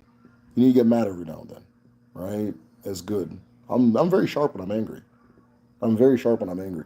If I'm calm, somebody might say something and it just blows right past me. And like 2 days later, I'm like, wait, did they just say, you know? But if I'm already fucking pissed off, well, I'll catch it and I'll respond in a way that's satisfying to me. Uh, Sometimes just be like, hey, I saw what you did there, or that kind of thing. I'm also more on the ball when I'm a little upset. You know, I don't see it as something I need to escape. It's just something that runs through you. You know, it's just something that runs through you. Water runs through you, food runs through you, emotions run through you. They just run through you. You feel them. It's part of the trip. It's part of the journey. And it's okay. I think trying to categorize these ones are the good ones, these ones are the bad ones. This is very kind of some Eurasia shit. Can we elaborate on the view of twins in Igbo culture? Yeah, so in Igbo culture, well, let me say this. In all Kwa language cultures, there is a very special place where twins are put, right? And that specialness sometimes has negative results. So the general idea is that Allah gives in twos, the earth gives in twos. So children who are twins, What time is it? Okay, all the kids in the neighborhood are playing outside, which is hilarious because it's definitely late. Hold on. That's funny. So that's insane, but yeah, but it's okay. I used to do that. But twins. So the general idea is that the child came from Allah. That's if it comes in twos, that's Allah's child. It's not necessarily yours, right? And so how that's responded to changes in different ways. I know in Akan culture, I believe in Akan culture, twins immediately live with the monarch, right? I know that in some Igbo cultures, twins become Osu, what they call Osu, where they more or less are children of the shrine, and so forth. In some, they would give the twins back to the forest, right? Um, and then yeah, so it just there's a range of how that idea is responded to, but different cultures in West Africa have that general idea that twins belong to Allah. Those are Allah's children, and so forth. So the most unfortunate of that is the giving the twins back to the forest, just leaving them there and that kind of thing. Um, and then people debate, did they do that? Did they not do that? I think they did do it. I think it was probably more prevalent in like the Cross River area. Um, but it was obviously a part of Igbo culture as well. Where I am from, what they used to do is like if you had twins, you would just separate them. So like one would live in one community, another would live in another community, and then their kids couldn't marry each other, and so forth, right? So yeah, there's just that's how we do it in the culture. Hey, what's going on, man? I'm good, man. I'm live right now. I'm live on YouTube, man. Yeah, yeah, yeah. It's my Liberian neighbors. Shout out to Liberia, man. Have you known of have you known of men with the power to read others' hearts? Kinda, yeah, kinda. Different degrees. People have different. I know people with different degrees of the ability to do that, right? So yeah, JIB. Yes, I have encountered this before. Okay, good.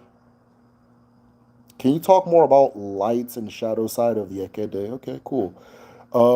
The possibility characteristics of Eke people. I am supposedly born on Eke Day, and I have infinite, maybe affinity for lights and shadows in photography. Oh, beautiful, beautiful. Yeah, yeah. So the same thing that creates light creates shadows. The same thing that creates light creates dark.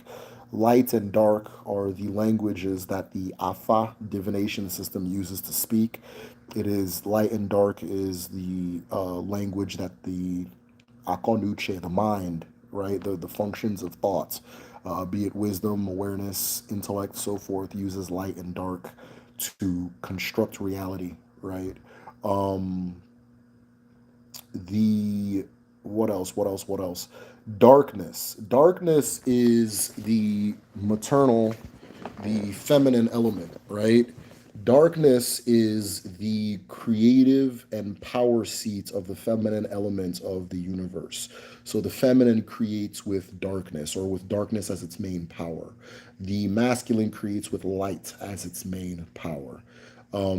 The understanding the two of them interact and they create, period, right? So one does not create without the other and so forth. So an example of how the feminine creates with light is the concept of od. Yeah, the concept of od is a darkness, but od is a cosmic darkness. It is a deep, deep darkness that reaches a pitch of being able to create. So it can spawn things. Things can spawn from darkness. Od is what the womb uses to create. Od is what a bird is using when it sits on its nest and it keeps the eggs inside of there. Um, I'll put my own contribution. OD, if you want to look at the concept of OD, you take a piece of food, you put it in like a cup of water, and then you put it in the dark. You come back, you see all types of life sprouting from it. I got wool on me. That is OD. OD. That is that deep, dark, cosmic creative womb darkness. All things are created from Odi. It is said that in Obi Chuku, the story of Odachi Nebere, which is the tragedy of the merciful mother, one of the creation stories from Igbo culture, that Chuku creates a four-walled chamber and closes the door and tells Eke, his wife, not to open that door. Well, within that door, within that chamber, creation is being done. And in there is Odi. It is a deep darkness. That's why Obi Chuku is sometimes referred to as Akun Odi. Akun Odi. Akun Odi is the nest of darkness. Akun and Odi is also an Afa. It says something in Afa. So those of you who are a part of the traditional medicine class, I don't know if you kept notes in the Afa section, but if you can go back and figure out what Akun Odi is, I would appreciate that, or what it says in Afa. But Akun Odi is also is the womb. It's what the womb uses to create. It is what's happening when you bury a person. That's why we bury people in Odinala, in in the Igbo tradition, and that's why humans bury people. Honestly, there's a lot of traditions where it's like obvious. Okay, this came from Africa. Burial, marriage are two very obvious ones, right? And so burial, when you bury somebody, you're creating Odi. You're utilizing the power of Odi. You're putting somebody back in that cosmic womb, which is the earth, which allows them to begin the process of reincarnation and return, as well as re-entrenchment with the earth, right? So that is darkness. That is the power of darkness. That's what darkness is used to create. All of the market days have their creative principle, like how they create and so forth. Akon, no, not Akon, sorry, Aura. Aura is the light. Is the light. Ora. Aura is light. Aura is a cosmic light. Aura is the light that gives life itself is aura. Life, ndu, is aura. It is light flowing through a person, right? Awareness and wisdom is light. All of these things are light, right? So the dance between light and dark creates. Dark can creates the form, and then light gives it its animated nature, right? Which if you look at like what was I gonna say? Forget that. So yeah, so that is the understanding of light and dark as far as the Eke day. Now, as you're noticing, a lot of things I'm talking about are very big. They operate at the highest scale, and they're very powerful. And so the Eke day is very respected for housing all of these concepts that I'm talking about. They're very big concepts, right? The Eke day. So all those parts of you that are big, be it maybe your personality, your presence, your intentions, your wants, your ideas, they're supposed to be that way, right? And they're not supposed to be or let me put it that, they're supposed to be that way, right? They're supposed to be that way. It's natural. It's natural. So hold on, I hope that helped. Is that the same experience, the elements, if I have Oh, okay, I think I already answered that, I believe. Oh, please clip the part about the animals and the hands. Such a great explanation. Okay, all right. I'll try to remember that. I don't watch my videos back over. I can't. I don't I don't know why. Or no, I do know why. I don't want to hear I mean, I already said it. Why would I hear me say it again? But I don't watch it over. So it takes a lot for me to go back and watch the live and then find the part where I said it and that kind of thing. So if anybody wants to be kind and timestamp the part where I talk about the animals and the hands, that'd be cool. I'd appreciate that. If somebody wants to see that as a short. Or you know what? Timestamp anything you want to see me make a short out of or whatever. I don't know if maybe I'm tripping. All right. What is the importance of the forest during a DBA initiation? Oh, it's huge. It's huge. It's huge. The guiding abara for a dibia is Aro Binago. Aro Binago is also known as Ne Agun, Mother Agun. She is also known as Agun Ohia. Agun, or Mua Ohia, sorry, the spirit of the forest. Mua Ohia, the spirit of the forest. She can also be known as Ogun, which we use to say medicine. We use to say technology. We use to say basically the human application of human intellect to create a result is Ogun. right?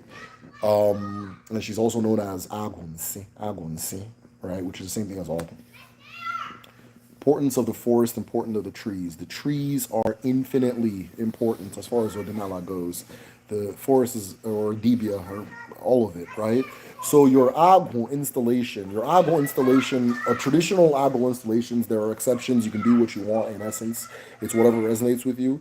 But a traditional Agbo installation will be or oftentimes is a tree. People will plant a tree and they'll use that as their altar, as a Dibia. That would be the altar for your Agbo, the home for your Agbo.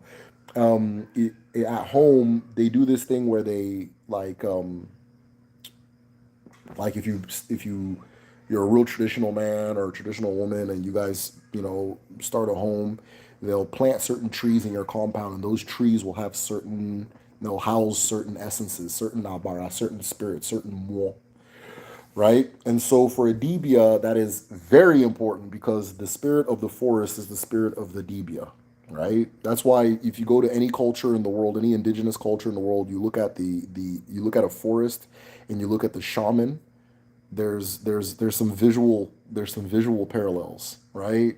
You're gonna get the messy hair sometimes, a whole lot, just rocking a whole lot of stuff, that kind of. There's a lot of visual parallels. If you go to a lot of indigenous cultures and you see that agon, that person that's representing agon or arobin agon to be specific, and so for in the initiation process for a dibia, a lot of people do their initiation, their iruagon, by being isolated in the forest, right? You'll be isolated in the forest for a moon or for sometimes the instruction will be don't come out until you see Arobinagon or Neagon or Umonsi. That's one of them, the dwarf people. Until you see their spirit. There'll be the instruction of stare at this tree until you see yourself in that tree. That's one of the instructions I've heard about. So stare at this tree until you see yourself in this tree. So this can take several days. This can take several moons and so forth. It's sometimes accompanied with fasting, right? Uh, you're gonna drink water and eat cola nuts and continue to look at this tree. Sometimes you'll be asked to, or anyways, yeah. So that's as far as initiation goes and so forth. So yeah, trees are everything. Trees are everything. The trees are our altars. There are temples. There are all of that are in trees, right? People over time began to like make their own personal installations, but the real traditional ones were trees and shrubs were used, right? And so forth. So yeah, thank you for that question. But people use trees to install their agon, which is the altar. Like if you're like a dibia, anybody can have an agon altar, anyways. But let's just be specific to dibias because that was your question. If you're a dibia and you want to give your agon a home, people will use trees. People often use trees. Oftentimes, it's the ogirishi tree. The ogirishi tree. Some people say Ogilisi based on dialect. Ogirishi, I say Ogirishi where I'm from. Ogirishi. They will install it by planting it, right? Maybe have some decorative stuff around it and so forth to let everybody know. Or maybe let yourself know this is a special tree to honor it. But that's where you go and communicate with your agon, if you're a dibia. But my dad has an Agbo installation. He's not a DBA, or he has we have an Ogirishi tree in the family, but we're not DBS and so forth. So,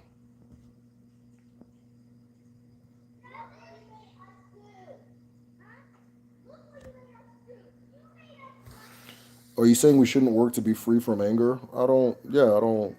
What's the point? Well, if being free from anger, if there is something, put the intention first. Put the intention first. What is my intention? Do I need to be angry in this for this purpose? Yes or no? Okay, then free yourself real quick because you're never gonna be free from anger, right? What's my purpose? What's the thing I'm trying to do? What direction am I trying to move? What reality am I trying to actualize? How am I trying to feel? Does it require anger? Yes or no? Okay, we can then make decisions there, right? But anger is not there as your anger is not your enemy. Anger is not your enemy, right? Your feelings are not your enemies. Your feelings are not your enemies. Anger is a protector. Anger is a protector. Anger functions like the Ikwensu spirit. The Ikwensu spirit emerges to protect you. All right, it emerges to protect you. So you get these situations where it's near death, and then all of a sudden your physical and mental abilities just skyrocket. You know, your adrenaline is shooting up, all that stuff. The animating spirit of that is the Ikwensu spirit, right? That anger, that's I don't want to die. That shock, that anxiety, that fear, all those harsh, uncomfortable feelings, right? They're protectors. Because if I turn on this live and I'm a little anxious before I start the live, which I often am, right? I know it's going to be a good ass live. Because when that spirit emerges, it's there to make sure I do the thing correctly. And it's there to make sure I survive it. That's what it's there for, right? But if I'm just something zoned out or totally at peace and all these different things, and I come do the live, I don't know. We may not have the same kind of life. Maybe I need to be alert, right? So yeah, no, the anger is not your enemy. It exists for a reason. You're not. Nothing about you was made as a mistake for you to correct. Nothing about you was made as a mistake for you to correct.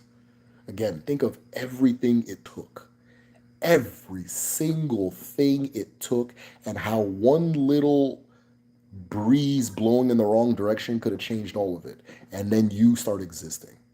And then for you to be like, oh, well, that's, I don't know about, I got some black ass knees. I'm not supposed to have black ass knees, Another man, I don't know, It's, you might need to free yourself from yourself with that kind of thinking, right? So, no, you're not supposed to free yourself. I mean, if you want to free yourself from your anger, you can do that, right? Now, there's a difference between freeing yourself from anger and allowing your anger to be your master. Those are two different things. I'm not saying that either, right? I'm not saying that either.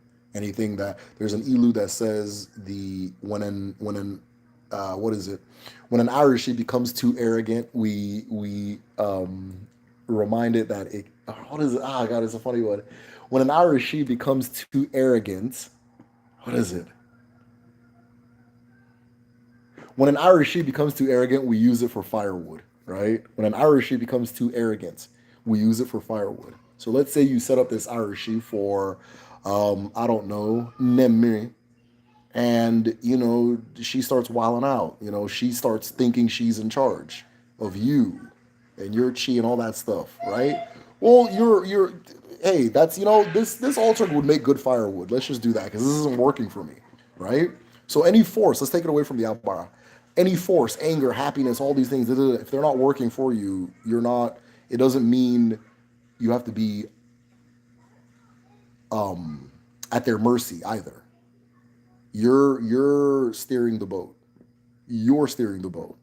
Nothing else should take the thing from you and start moving it for you in its direction, because that's its direction. It's not your direction, right? So no, you don't overcome your anger, but accepting it and allowing it to flow through you naturally and knowing that it's a part of life and so on and so forth. All that stuff will maybe free you from the thoughts that are making you think that way. I don't know how to say that, but yeah, I don't know.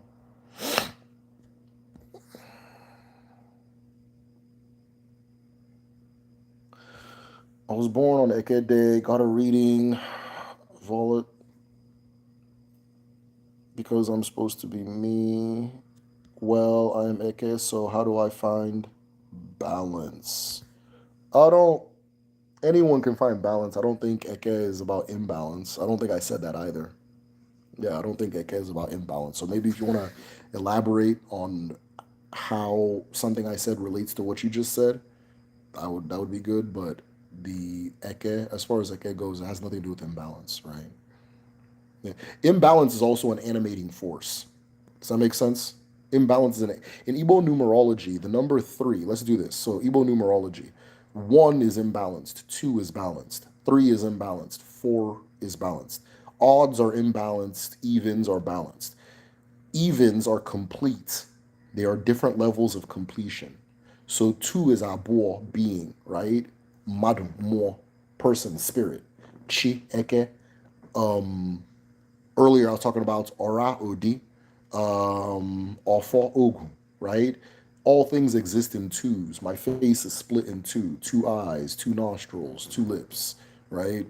Two halves of a face, all twos, twos, twos. Everything exists in twos. So 2 is existence. 4 is completion. 4 is completion, right? 3 is imbalanced. But 3, because it's imbalanced, it's power. It's energy. It's the kinetic force. It's what makes things move. It is also the number of life. That's life. That's what's making me move around and talk and da-da-da is 3. The Ikenga is a 3, right? Now, what makes the odds imbalanced is because they seek completion, right? So the Ikenga is given to a person and activates when they're in their purpose. The purpose is the quest for completion, is the movement from direction A to direction B, right? An animating force, the force that moves you, right? So the odd numbers are always imbalanced, right? Even the number for Chukwu, for the creator, God, 7, is imbalanced. It's incomplete. It's an odd number. And because it's an odd number, it seeks completion. And because it seeks completion, the world is animated. The world, that's why earlier I was talking about the light is Ndu, is life, is the animating force, right? And then Udi, that darkness is complete. Darkness is complete. Light is not complete. But because light is not complete, light spreads, right? Light spreads, it moves, it animates. You can talk about electricity, you want to talk about lightning or thunder, all these things, they're kinetic. They're kinetic, right? If you look at, and then if you take it to Alanigwe, Allah is still, Allah is complete. The earth is what it is. It's perfect. It is, she is who she is. It's the sky that's always moving, because the sky is incomplete. I can't stand on the sky. I can't feed from the sky, right? I can't build a home on the sky. There's a lot of things that limit me from even pretending that the sky is complete. It's not complete, but in its incompletion, that's how it's supposed to be. It then has this animated way of being, right? So I don't even know how I got onto that, but I like it. Let's leave it. Uh, okay, Michael, I'm gonna skip your question because I've answered. I think I've answered a lot of yours. Is Mr. Beast good? Yeah, he seems like a good guy. Around 4. Reticulated. Thank you so much. I'm gonna screenshot it to remember. Thank you. All right. I personally discover a new perspective and direction in darkest moments until I found peace in my darkest moment. Yeah, the darkness is necessary. It's necessary. All new things come from the dark. Creation is done in the dark. Say work and angry. Okay, all smiles. Articulated. I'm gonna try to skip some names that I've answered questions for. Uh, how can we communicate with trees, right? This is one of the things we teach in the traditional medicine class at Kedu. Um, that's a big subject. I don't know if I can get into it. That's a lot. That's a lot. I would start understanding. Oh, I think I just disconnected and came back. I would start. It's a big subject. I don't want to get super into it, but if you believe you have to communicate with trees the same way we communicate with people, you may want to let that go. You may want to let that go, okay? Because a tree, you can't communicate with dogs the way you communicate with people, right? So a tree is going to be different as well. Perhaps you need to sense more. Perhaps you need to sense more. Sensing more will help. There's a huge subject. I don't know if I can get into it. Like as I'm trying to get into it, it's like nah, it's too much. So yeah. But yeah, you can communicate with trees absolutely. Just there are parallels to the way you communicate with a person, but a tree doesn't read what a person reads in a conversation.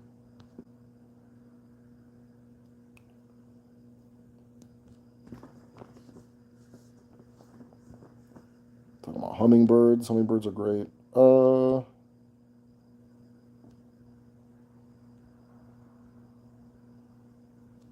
My question was regarding anything you said. I just happened to click on your live and we were talking about Eke. Oh, okay. Okay, cool. All right, I'll do my. Is nine the number for Allah? No, it wouldn't be Allah. No, no, nine would not be Allah. Allah is. That's a hard question to answer. So Allah would be the even numbers. Allah would be the even numbers. Four. Well, actually, okay. Allah specifically. It's so hard to answer. It's hard to answer.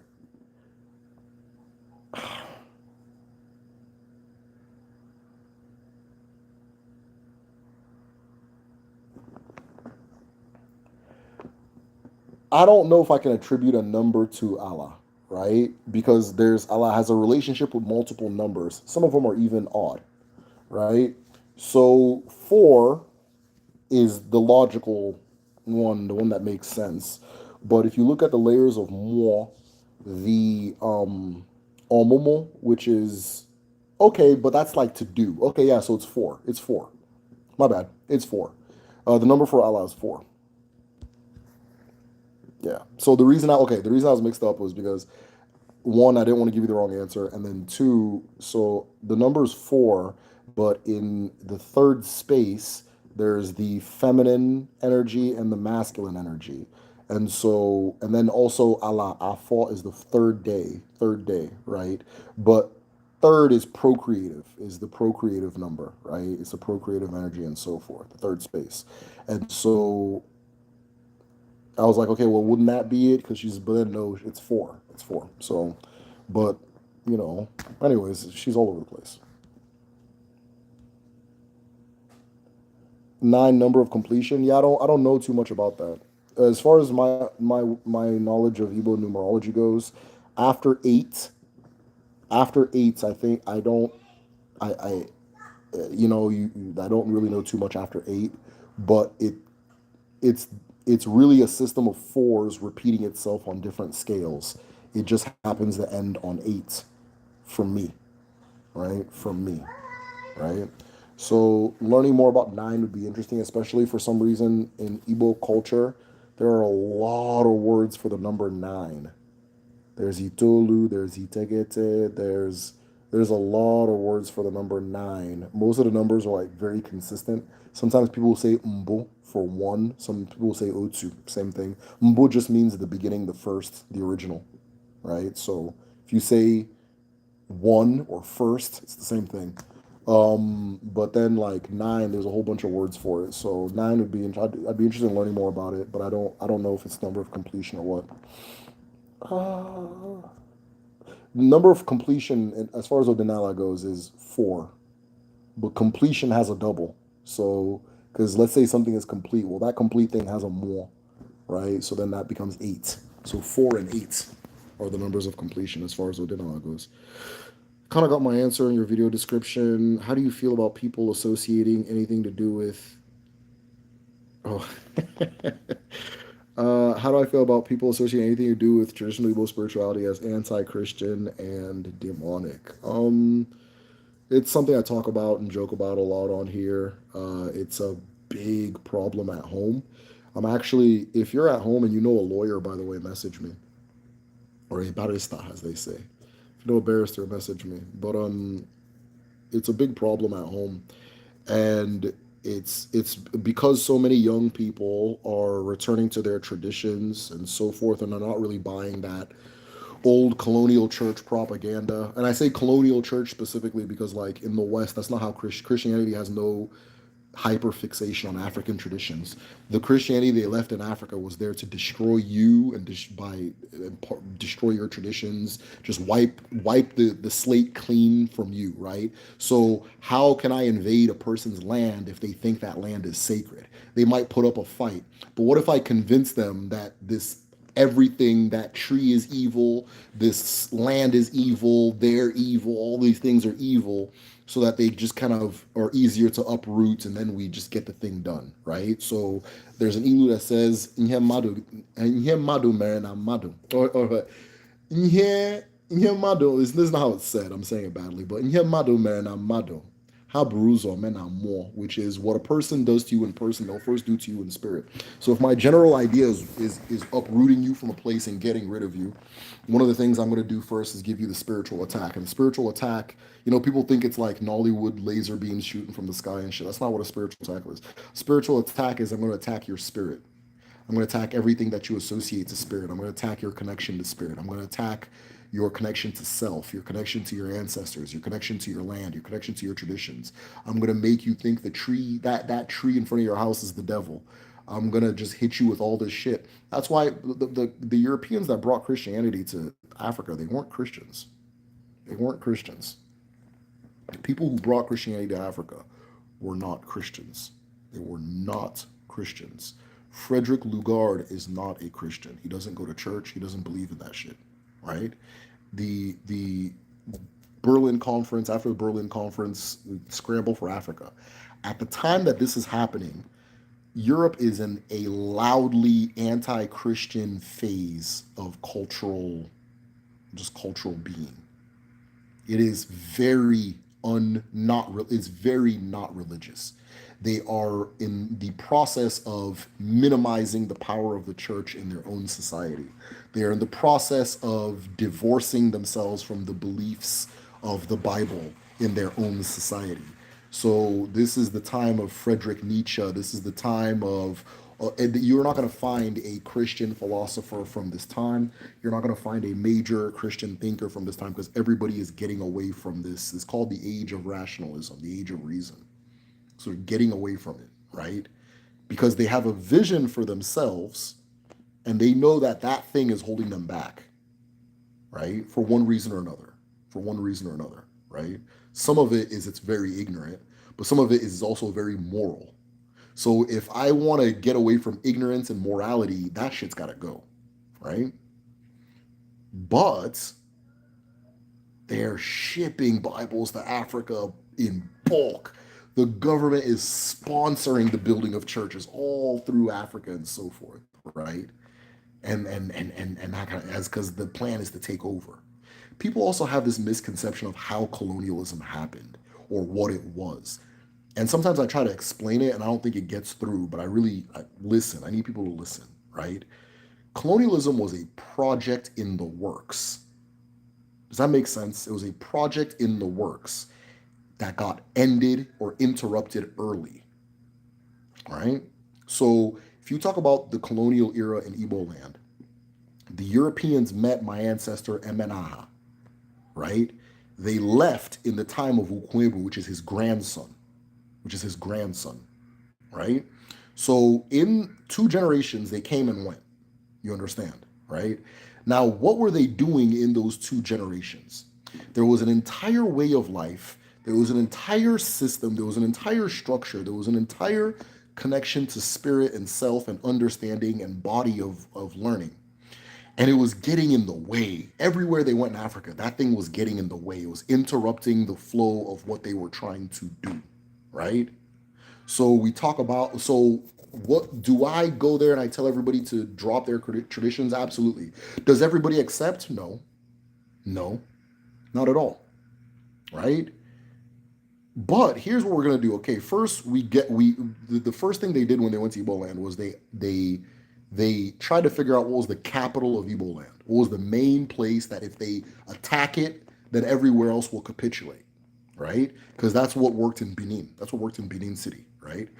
And so they said, okay, well, for some reason, people from Nri and people from Arochukwu, people don't harass them. Like anywhere they go, people don't bother them. They don't tax them. Right? Because they used to, back in the day, they used to have road levies. So if you're crossing from one community to another, you'd pay a tax and that kind of thing. Unless you were like a woman.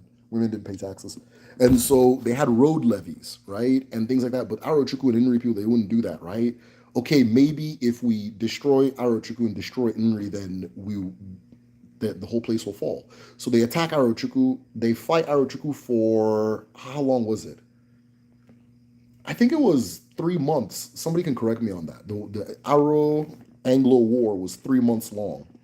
During the Arrow-Anglo War, that's where the British got the idea for trench warfare, because the Arrow people, general Igbo warfare, they would dig trenches. People would dig trenches and be popping out and doing that kind of thing. It was normal. It was normal, right? You see that in the Aka Civil War as well, which is another Igbo war and that kind of thing, right? So they have a 3-month war with one village, and they say there's like 10,000 villages. What that This is not practical. We Okay, let's go to Nri, because after Arochukwu fell, nobody else fell with them. Like, no, there's like, okay, that's them, right? Let's go to Nri. They go to Nri. They even make the Eze of Nri come out and say that he's a human being, which nobody ever said he wasn't, by the way. Come out and announce that he's a human being. That's a common thing they do with colonialism, right? And again, nobody flinches. It was like, okay, that's crazy. So then they realize that you can't. This is not going to work by force. You can't. We're going to force our way through this, because there's too many of them, and that would be way too protracted, right? The Portuguese, no, the British, sorry, the British fought the Ashanti for almost 100 years straight. For almost 100 years straight. And the Ashanti finally were defeated when all of Ashanti's neighbors started siding up with the British, because the Ashanti had been abusing them historically, right? So they side up with the British, and then that's when the thing works. So the big idea of colonialism was just encroaching in Africa, encroaching in Africa, encroaching in Africa. So even once they do the encroachment, right, they say, okay, we're going to start making laws. And then people start arguing. I don't know. No, no, you're not. Yes, you're. No, not. Yes, you are. That kind of thing, right? So an example is the about women's riots. The British said, okay, we're going to start implementing taxes, just like they did with the American colonies, right? Only they're already taxing them, but they just did more or something like that. But they're going to, the first round of taxes, we're going to start taxing the market women. And then this huge riot breaks out, and they're burning and breaking down jail houses and courthouses and all this stuff and that kind of thing, right? And then a few years later, World War II breaks out, and then they got to leave anyway, right? So what they ended up figuring out was that going by force doesn't work. So let's go with good shit. Let's go with what people like. Let's set up these churches. Let's go, hey, can we get land to set up our church? And people go, yeah, sure, no problem. It costs this much. Okay, there, boom. Or like, hey, we need land to set up the church. Okay, we'll give you some land over here to set up your church. And then they set up the church, and then we're going to educate the kids. We're going to do all these things that you kind of see now with NGOs. It's the same thing. It's the same with the NGOs. We're going to do the good shit. We're going to give them the vaccines, and we're going to fucking take pictures with the kids, and we're going to do the same thing over and over and over. And then they would put the Coon Chip in the kid, because the adults are already stuck in their way. So they would put the chip in the kid. They would, okay, we're going to teach you, this is called reading in the English language. This is called speaking English.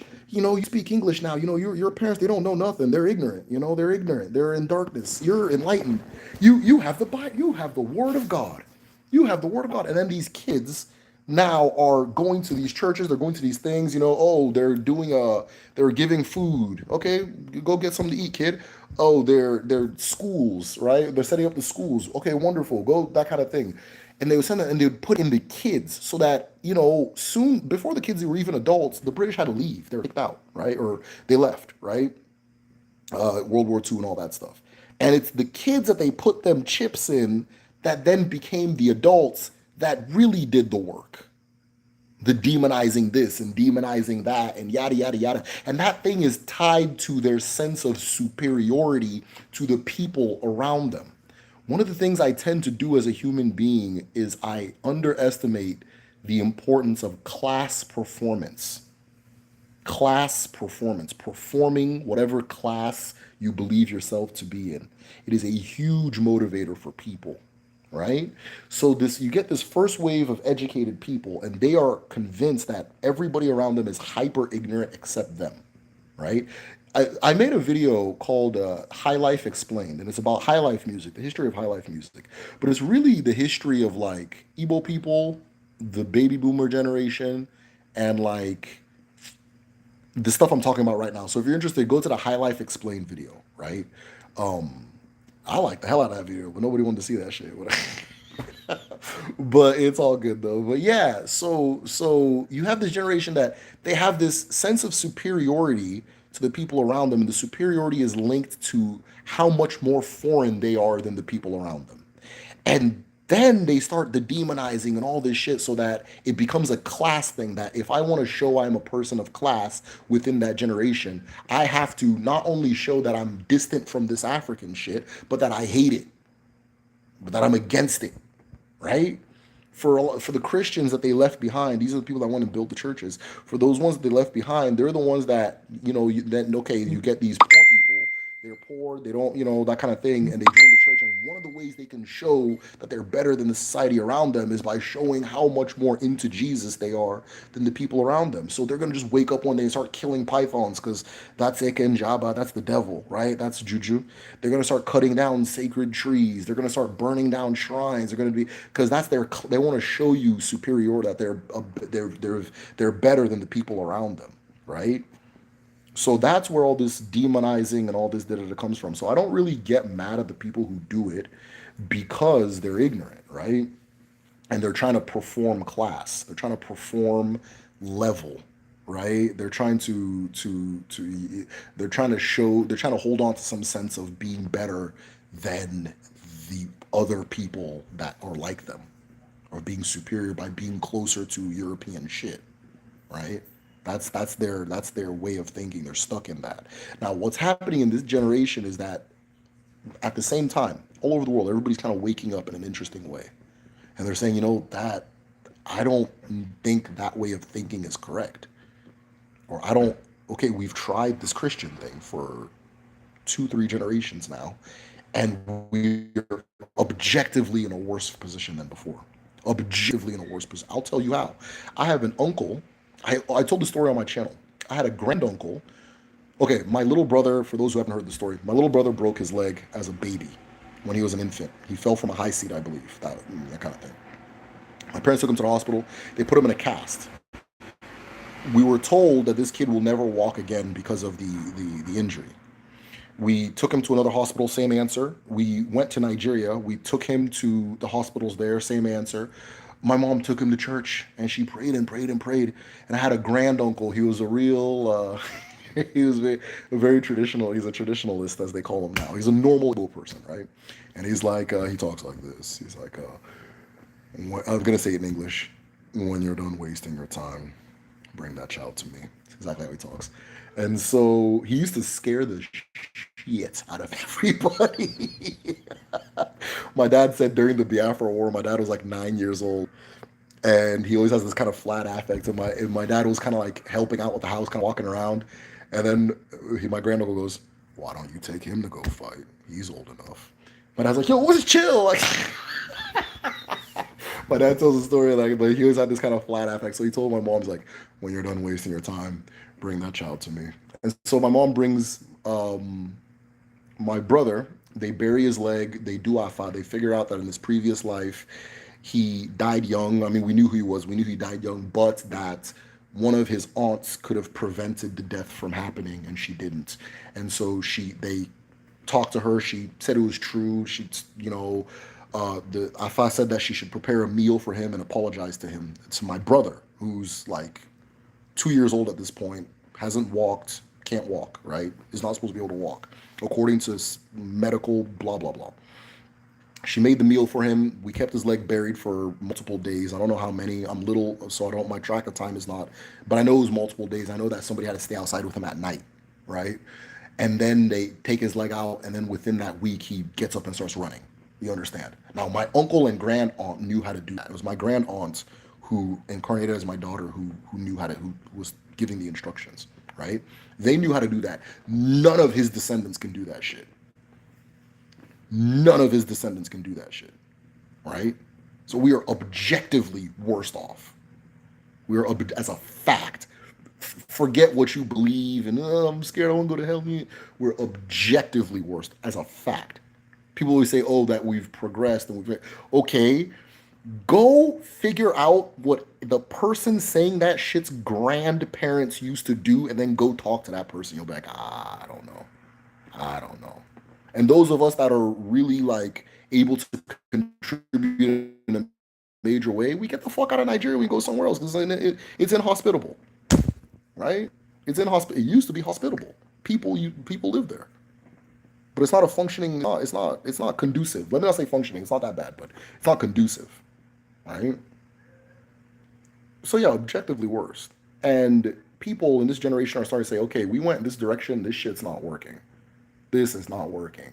Everybody, you go to the pastor, he starts saying that this your husband is using juju against you, your cousin, your aunt, your sister is using juju against you, your wife is using juju against you, your wife is sleeping with this person, she's sleeping with that person, she's a witch, woo woo woo. You go to bring your tithe and pray and tithe and pray, and you're just fucking and doing that whole thing, you know, fast for 3 days and pray and this and that, and oh, this person's burying your destiny. That person's communities have there was literally a miniature war in my community because one pastor came out of nowhere, or Catholic priest guy started just telling all these young people the reason that they're poor is because the rich people were like tying down their destiny with juju.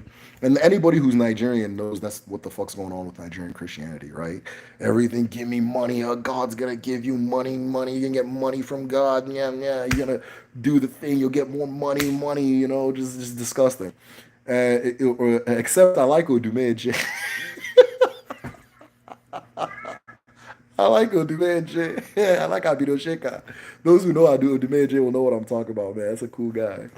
But um, but yeah, you know, there's coming with this just it's a disruptive, anti-social, anti-family, anti-connection, anti-bond, anti-spirit way of thinking.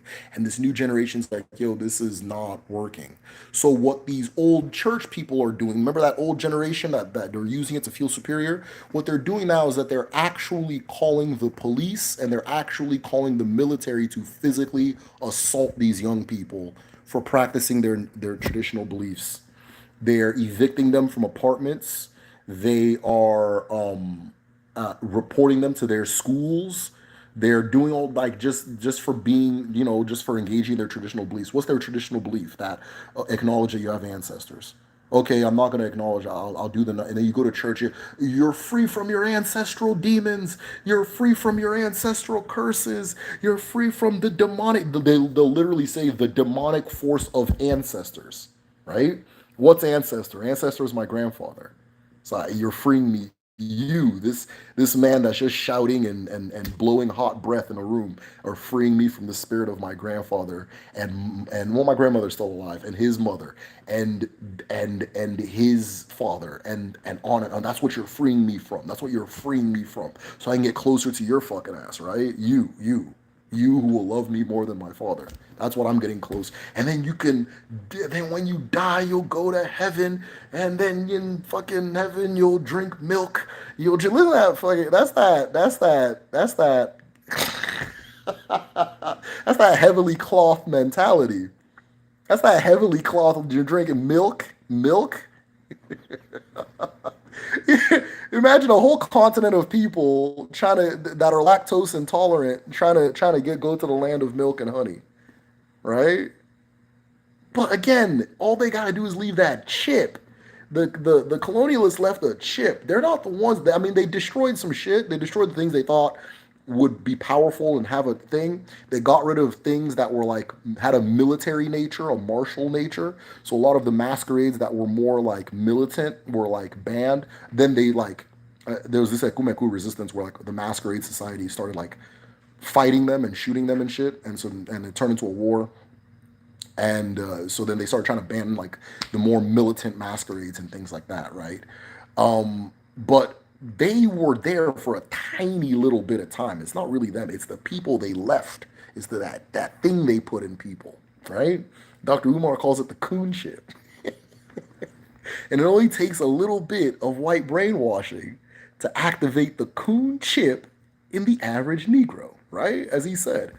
So yeah, it's the Coon Chip, man. They got the chip in them, and people are starting to pull that chip out. People are starting to see who has that chip. Somebody's walking around talking about that. That's why, like, sometimes you guys ask me questions, and anytime somebody brings up ancestral curse, I'm just like, oh, here they go again. You know? Here they come with that bullshit, man. Talking about, oh, how do I get rid of my ancestral curses? How do I get rid of my? Yeah, I know I've been on live too long because I'm getting too comfortable and making voices. So, how do I get rid of my ancestral curses? You know, ancestral. Shut the fuck up, God. They're the curse, not you, not you. Uh, Anyways, man. All right, man. Oh, okay, there's a book about this exact same situation. Yeah, that's what it was. So people think it was like a settler colonial situation that you have like maybe in America, South Africa has a settler colonial. So it really wasn't that. There wasn't that many of them there, right? It wasn't that they were fighting people. They didn't fight their way through. It was what we're today calling foreign investment. It's the same shit, but today we call it foreign investment. And we have all these people with that chip in them talking about, oh, we have to do this to get more foreign investment. We gotta do this to get more foreign investment. We gotta do this to get more. And what is the foreign investment? Oh, what do you do to get? Oh, we'll give them free land concessions. They don't have to pay taxes for 10 years. We don't audit them. This will attract foreign investment. And then Firestone will come and set up a plant. And then the governor or the president will say, I attracted foreign investment. I attracted foreign investment.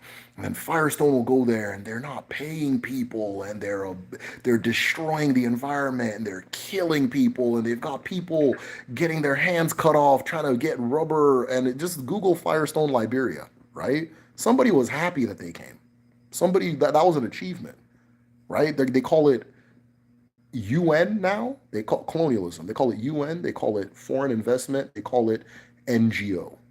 That's the shit they were doing. That's the shit they've always been doing. The NGO, what does the NGO do? The NGO used to be the church. That's why so many people are in that church. What does the NGO do? The NGO spies. The NGO spies. Oh, okay.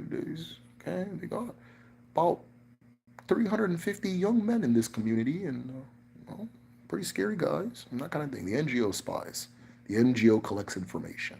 The NGO sends the 2025 Global Index says that 30% of these people have that thing, and 30% want this thing, and they don't have a resistance to this disease. Or and then somebody uses that information to do shit. That's what the churches used to do. They used to spy. That's why they write those colonial documents. The Igbos or it's intel. It's intel. It's intel, right? It's intel. The NGO also ingratiates itself in the it's the same thing as spying, right? It's espionage. It ingratiates. It makes everybody in the community think of it as a good thing, like a good spy would, and then it gets access to the leadership. Then when you get access to that leadership, you say, you know, we got it. The youth, they need jobs. They need jobs. Set up this, build this thing here, and mine the fucking minerals and that, and then the fucking the governor does it. Everybody, yay! He brought the foreign investment. He brought and what does foreign investment do? Every country, like right now, Trump just got shot in the ear, right? Trump just got shot in the ear. Do you know what would happen if Tinubu gets shot in the ear? Every foreign company that next day will be on an airplane, they'll just go away. Boom, gone. Nigeria is unstable. Nigeria is unstable. It's an unstable environment. Nigeria is unstable for investment. They're all gone. They just dip the fuck out. And all those people that thought they had a job, gone. All those people that thought they had something going on, gone.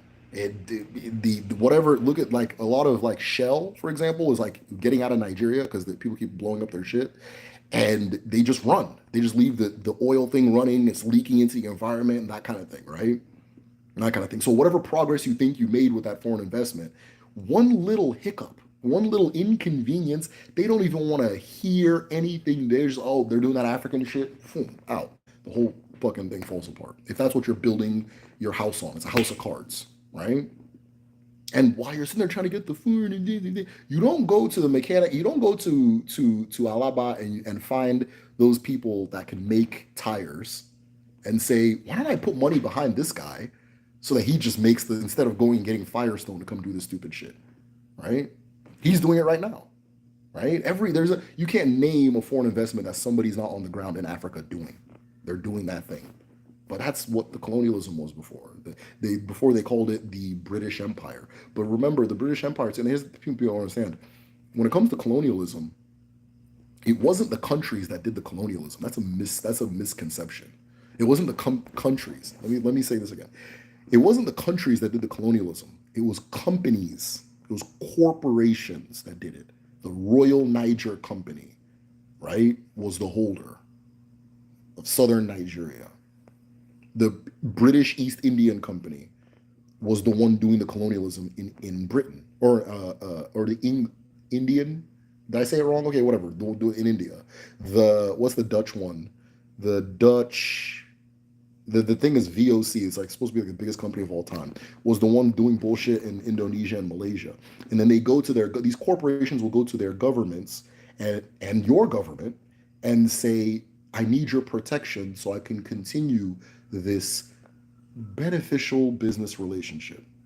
And then any inconvenience you cause that company, they will mow down the entire fucking village. Nothing will happen, right? They will mow down the entire village because they'll gradually they'll ingratiate themselves into the leadership till the leadership needs them to survive, right? Needs them to survive, and then because you think they're good, right? You also allow them to control what reality is for you. And we think we've escaped that because we've escaped the church. Okay, whatever. But if the G7 comes out and says Iran is bad, you're Iran is bad, Iran is bad. Because we see those countries as objective, godlike holders of a capital T truth. Right? Once you get away from that goofy ass idea, the shit starts making a little more sense. Oh, this is a person with a perspective, a group of people with a perspective and their own interest. I have a perspective and my own interest. So, okay, life goes on, right? So they get to tell you, oh, don't go to this place, it's dangerous. And all of a sudden, nobody goes there anymore. And then the currency tanks. And then they come to them and get some loans to make up the issues with the currency, right? I can say it 150 times. That chip is lodged so deep in some people's neck that there's no. They'll just be like, oh, that's very interesting, African man. Thank you. And they'll just go back to the fucking shit they're doing. But yeah, the easiest one to let go is if letting them control your thoughts. Because that's what they did to the kids during the colonialism. They controlled their thoughts. Give them a sense of superiority, right? In Nigeria, when you want to insult somebody, you call them an illiterate, right? Oh, that person's illiterate. That person's illiterate. That's a common insult in Nigeria. And it's like, okay, well, who were the literates back then? When the word illiterate got introduced to this community, who were the literates? Oh, okay, I get it. I get it. I get it. I get it. Okay, that's the same thing they did with the poor white people in America. They said, oh, those are the N-words. Those are the N-words. Those are the N-words. You're not an N-word. Those are the N-words. And then these poor white N-words started talking about, oh, you bunch of N-words, you bunch of N-words. Somebody's gonna call you the N-word. It's gonna be a fucking, you know what I mean? It's gonna be a Hoosier. You know what I mean? It's gonna be one of them people, man. It's gonna be a dirt bike and you know what I mean? It's not gonna be somebody from Yale, you know, right? But it's the same formula. So then they go to the kids that were sent to their schools, and it was often kids from poor families because that's how they can get a level up on the people that are already rich. So they go to the kids from like the poorer families and things like that. They do them little, you know, them doing little stupid fucking. They take the picture with all the kids and shit. They're not nasty. You go to a country, you just walk around with kids all day. You just walk around with kids. Oh, I'm with the children. I'm with the African chick. It's weird. That's not normal. That's abnormal. You know. All right. Yeah, Dutch East Indian Company. I said that wrong. Okay, awesome.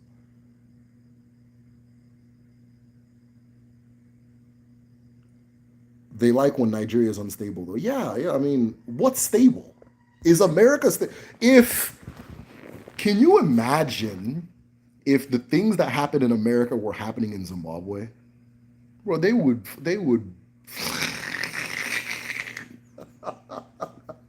They put a giant dome over Zimbabwe if that shit was happening. If it was well understood that in the inner city of every single major metropolitan area, somebody can shoot you for no reason. That it was just a kind of an understood thing in the culture that the government regularly uh, extracts people's information, taps into their conversations, and so forth. That the movie industry in Zimbabwe is closely linked to the propaganda wing of the government. That the how many assassinations have we had? I don't.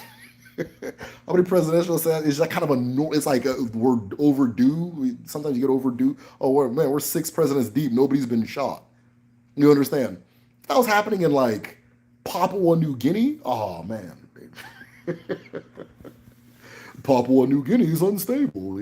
Like things like that. 4th of July. Some cities ban 4th of July because everybody's about to get shot. You know, if the police or what's the number? How many people police kill every year? I don't want to say 2,000. I feel small because I think 2,000 specifically black people. I think 2,000 specifically black people, right? Because they kill white people too. You know, it takes them longer to get to the point of shooting them. It takes them longer to get to that point. They kill them too. He took all and said that the Zimbabwean police just shoots this many people a year. That wouldn't be a stable country. Look at France. They riot every 3 months. The president was going to swim in the Seine River to show that it's clean and safe, and the French people decided that they were going to take a shit in it so that it would hit them, and they set up like time points, like if you're in this city and you shit in the river, it's gonna reach you. Isn't that right? If that was happening somewhere else, can you imagine if the porno industry was headquartered in Togo? They would blow Togo to fucking pieces. So that stable, unstable shit, again, that's that I get to tell you what's good and bad thing, right? This one's stable, this one's unstable, this one's good, this one's bad. This one's a developed country, this one's an undeveloped country. What does developed country mean? It just has the fucking, it looks like America, maybe? I don't know. So there's a lot of nice things that come with development. It's not a whatever, but like, okay, what does the statement even mean? I don't know, right? This one's a first world. This one's a third world. This one's a second world. This one's the communist. This one's the capitalist. This one's a democracy. They'll tell you shit that's not a democracy is a democracy, right? I always get on this tangent and nobody cares, but I'm gonna keep saying it because maybe in 100 years somebody will care. England is not a democracy. There's nothing democratic about England, but we're supposed to believe it's a democracy. And in fact, people will invite England to come and watch their elections. Because you can't handle an election yourself. I'll observe your election. It's not a fucking democracy. The head of state is not elected. Of the 3 chambers of government, one has elections, right? The one that has elections has to get approval from the unelected to exist. The Queen of England, or King now, the King of England can be like, all right, Parliament's stupid. I don't want that shit anymore. And he's 100% within his right to do that. That's not a democracy, right? He just is chill. Right? He's just his grace. He's come child and let you guys run the thing, or appear to run the thing, but I'm actually the power. The president of England, the King of England, has more power than any leader in Iran. Right? It's like it has Kim Jong Un levels of power, but the Kim Jong Un is supposed to be crazy and weird, and then the England one is that's them. As before the parliament started, they knock the thing and then they drag the guy into there they go again. That shit look kind of weird to me, I remember when they're interviewing Mugabe and they're like, "You've been in power for 30 years." Cristiano Mampor, Cristiano Mampor, who they blast all over African television for a very intentional reason. Again, NGO level. Okay, I trust this one. I trust you, right? Was asking Mugabe, "Oh, you've been in power for 30 years for whatever." That Mugabe, he was putting up numbers, man, 50 years or some shit, and he's like, "Do you ask the Queen of England this, or you just reserve it for Africans?" Bitch couldn't say that. She couldn't say nothing. Right? It's true. So yeah, that's part of colonialism. Colonialism was okay. We're gonna fight our way through, And then it didn't work. It didn't work. I fought one ethnic group for almost 100 years, and then I fought one town for 3 months. And this is an entire. That's not going to work. So let's set up something where we can like ingrid, like let's finesse it. Let's come nice. Let's come nice. You understand? Let's come with the smiling face. We're not going to be able to shoot our way through this one. It's not going to work, right? Because we had guns too, right? We had guns that we made. You understand? So yeah, we're not going to shoot. So let's send the people that they can trust and like and that kind of thing. And those people are going to invite more shit and then more shit. And then once we get our claws in, we sink it in, right? So after the first colonial experience, the conference of Berlin shit, they came back with the foreign investment angle, the foreign investment, the NGO, the journalism, the press freedom. I sound like a fucking Fidel Castro now. The press freedom. You can't do anything to a journalist. You can't. You gotta let the journalists. You gotta let them go anywhere. You gotta let them ask any questions. You gotta. That's the democracy, man. You gotta let. They can say whatever. They can do whatever, right? Oh, they can get interviews, whatever. I guess they just send all these spies and shit. Spy. Oh, but I'm doing an investigation on during the Biafra War. They used to be like, they would like interview like soldiers and stuff, and then the British would let the Nigerians know, hey, they're hiding over here because of the interview. And then Ojukwu caught on like, oh, nah, we're not doing this shit. And he's like, yo, get your journalist the fuck out of here. And then, oh, he's against press freedom. He's against the press freedom. He's against the press freedom, right? They'd be like, oh, there's a village here. You can't see it over air because they're covering their roofs with branches and twigs and trees every morning. But there is one, and then all of a sudden, an Egyptian plane comes on, bah bah bah, and starts bombing them, right? Because the guy went and didn't. Oh, there was a village there. Yeah, I knew there was a village. Okay, no. Yeah, it's all spies and shit. So yeah.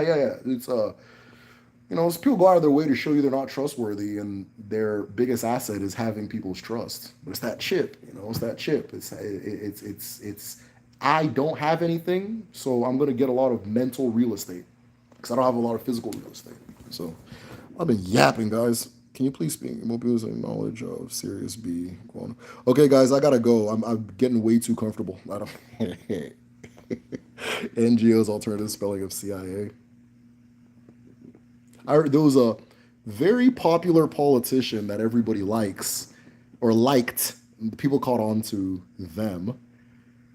And they had this very endearing story of like rising from the bottom and climbing to the top. And I was like, okay, this is cool. All right, this is cool.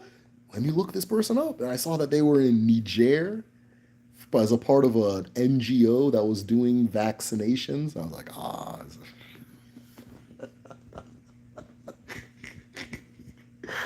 was like, I almost got me. Now they got who's that that Burkina Faso guy, we doing they take the picture like this. You know? The president of Niger, president of Burkina Faso, president of Senegal, president of who's the other one they're all trying to pull out of ECOWAS. That's all the feds. That's all the American feds. But the American feds are better. America's better at this than Britain. Britain is like is still learning game.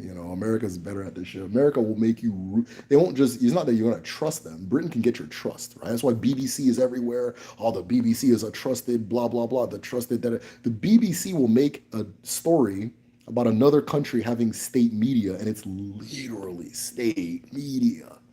I have the BBC charter. Let me not say too much. Let me not say too much. I'm using these people's apps. So, but yeah, man, it's some weird shit. But what was I saying? So yeah, the Americans when they take over, they make you love it. They make you think you won your freedom because they took over, right? They make you cheer for the thing. Right now there's a lot of like anti-ECOWAS propaganda. What I know about ECOWAS was that there were 3 attempts by the U.S. government to establish a military base in, I think, Nigeria, Ghana, and somewhere else. And all 3 times were shot down. And what would happen was they'd go to the country, the country would shoot it down.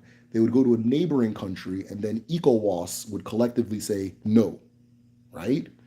And then there's these coups that happen all down one strip of the Sahel, just the same, just the countries, just all the next door countries, just one after another, kind of like that Egyptian spring, fucking what they call it, Arab Spring, just having these coups from Senegal to Sudan. That's kind of weird. Did they all talk about this? Did they coordinate this? Was this a plan? I don't know. You know, oh, they're all very handsome, fit men. That's not a typical African leader. Right? That's not the type. That's not the person in the room we listen to, right? That's not the person. That's kind of weird, right? Oh, they're we're gonna we don't want colonialism anymore. We're gonna decolonize. I'm like, oh, this sounds like. I mean, if you were saying this shit in the '60s, sure, but it sounds like what like an American might think you need to do, right? This sounds like this isn't really geared for an African audience. You kind of frame your pictures like with like a Western kind of thinking, right? You got all this. What this the fucking anytime you're doing good things, take a picture of the good thing, take a video of the good thing, get it out there, get it on American media, not the local. You know, really stick it to the French. Yeah, we're telling the French to get out. We're telling them to get out. Not the companies. Remember I said it was the companies. The companies change. The companies will switch who the police officer they are. France is the police officer for the companies, right? And if America's a better police officer, so be it. If Russia's a better police, so be it. We're doing what we're doing, right? You know, I'm seeing these things. It's just all down, or just the same line of latitude. Latitude, latitude, latitude. Yeah, same line of latitude. There's coup, coup, coup, coup, coup, coup, coup, coup, coup, and they're all just like, tight shirt, good looking guy. I'm like, that's kind of weird. Good, that kind of thing. And just talking like kind of like an American hotep. You know, I'm like, okay, that's kind of weird too.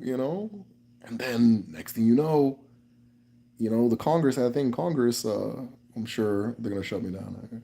I think Congress was Matt Gaetz. Google Matt Gaetz, Gaetz, Matt, Matt space Gaetz. He's like a Republican guy. He's asking the U.S. military representative during this hearing. So let me get this straight. You've been training the current coup leaders of Burkina Faso, Mali, Niger, and I think he said somewhere else, right? You've been training them here in the U.S. Is there a reason for this? And the guy's like, oh, kind of tongue tied, not really giving a straight answer. Is this going to benefit us in any way? Tongue tied, giving a weird answer and that kind of thing, right? But, you know, somebody download that video, by the way. I'm sure it'll get off the internet soon. So find it and download it. But yeah, you see this shit, but America will make you like root for this. Yeah, Ibrahim Tor. He says we're no. What was the one they said today? Uh, uh, was it Senegal or Liberia? Liberia is no longer exporting its resources. They're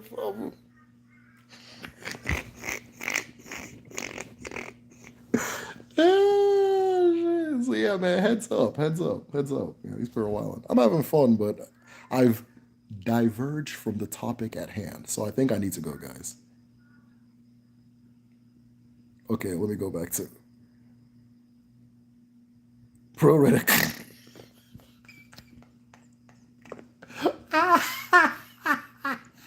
Blackie Producti, if you can, okay, can you please speak on, oh, Serious B? Okay, yeah, you're right, you're right. No, I was on a tangent. I was wilding. All right, Serious B. I don't know what our ancestors say about Sirius B. And to my knowledge, I don't. Or let me say this: I don't know. I don't know what our ancestors say about Sirius B. Okay. Only Hugo Sirius is talking about that. Yeah. So Hugo Sirius, has presented some things. I've never talked to him about that. I personally don't know. I would ask him if you can get a hold of him. He makes himself pretty available. I'd ask him. So I don't know. Uh, bro, read. Okay, my bad.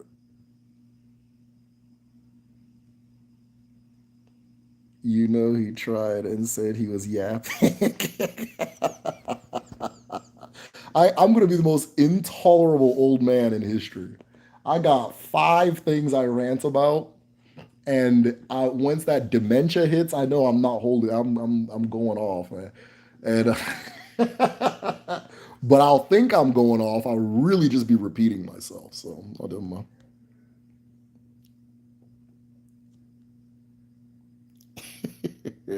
That's the coup belt. The coup belt, which happens to coincide with the Sahel, coincidentally, happens to coincide with where the uranium is and where the rare earth metals are. And at the current moment, there's a big search for rare earth metals because China, the most of the rare earth metals are in China, and this is going to give China an advantage in building ballistics because they can now, with these rare earth metals, build missiles that move faster than the speed of lights or sound. Is it light or sound? Lights, or oh my bad, that move faster than the speed of computation. There's also a big race to heighten the capacity to compute, and therefore Nvidia is now the most, I think the most or second most valuable company in the world. Nvidia, am I saying that right? Nvidia, because they're the only ones that make chips that can handle a certain level of computation. And so now they've skyrocketed. They're damn near the richest company in the world, if they're not the richest company right now, just all while this shit's happening. And in order to you can compute fast, but then you shoot the missile fast, so that computation systems can't stop you. Okay, but there's only certain metals you can use to build the missiles, and they're all in China, North Korea, and the African Sahel.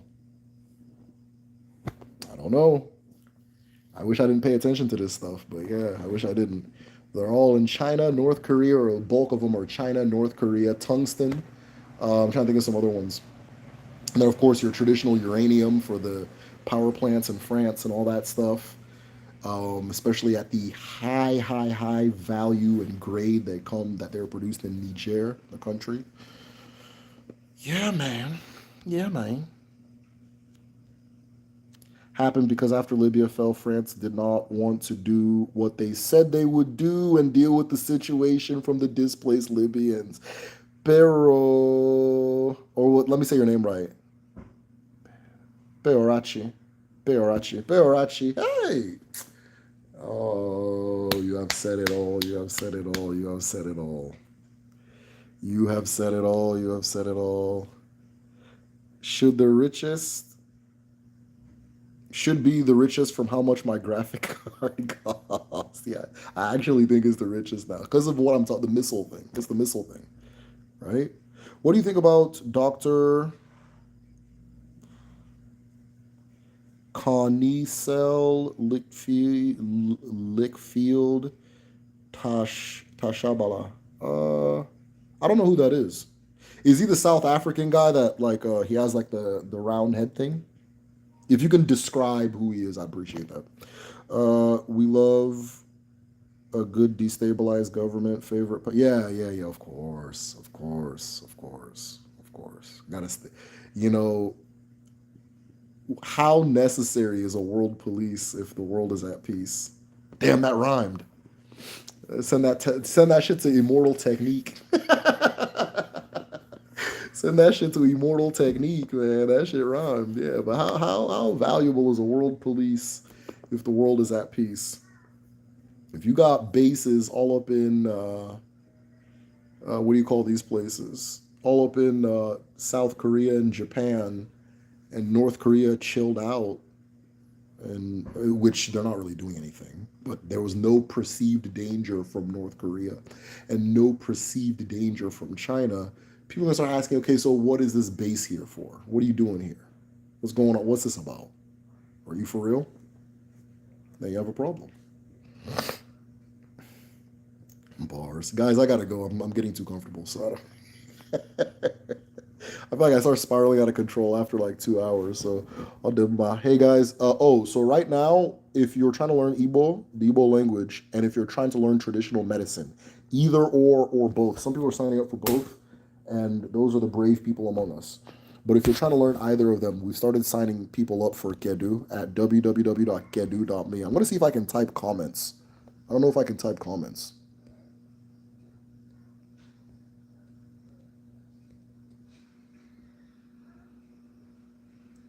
Show.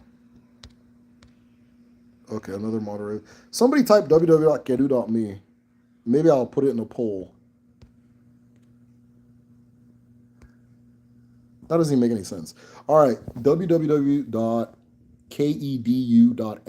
So we're starting the language class in August. I think there's like, is it? I don't know if 8 seats are left or 8 are taken. I can't. Anything with numbers, I always forget. Like, I'm not. I don't retain numbers. I, there's something about 8. So either there's 8 seats left or 8 have been taken. Either way, the classes start in August. Sign up at geru.me for the language class. And if you want to sign up for the traditional medicine class, that one's going to start in September. That one fills up really fast. Last time it filled up so fast that I said, okay, let me just let everybody that wants to take it. And a lot of people signed up. It was a little overwhelming on my end. But the class went well from my perception, and I'm hoping the students had a good time too. If you're a traditional medicine student, let me know how it went in the comments. If bad or good, it's all, let the people know. Um, but either way, both of them are starting in the next 2 months. So if you're trying to sign up, I'd sign up now. I just sent an email to everybody on my contact list for emails, which is a lot of people, and they're signing up as well. But yeah, either way, come to the Patreon and hang out. We have a group study in the morning tomorrow. www.patreon.com/TheMedicineShell. With that being said, honogade, honogeto, kabla nutriaka, hogade noa, gadi otwa, neke, nurie, nafo, nankwo. He said, do it there again.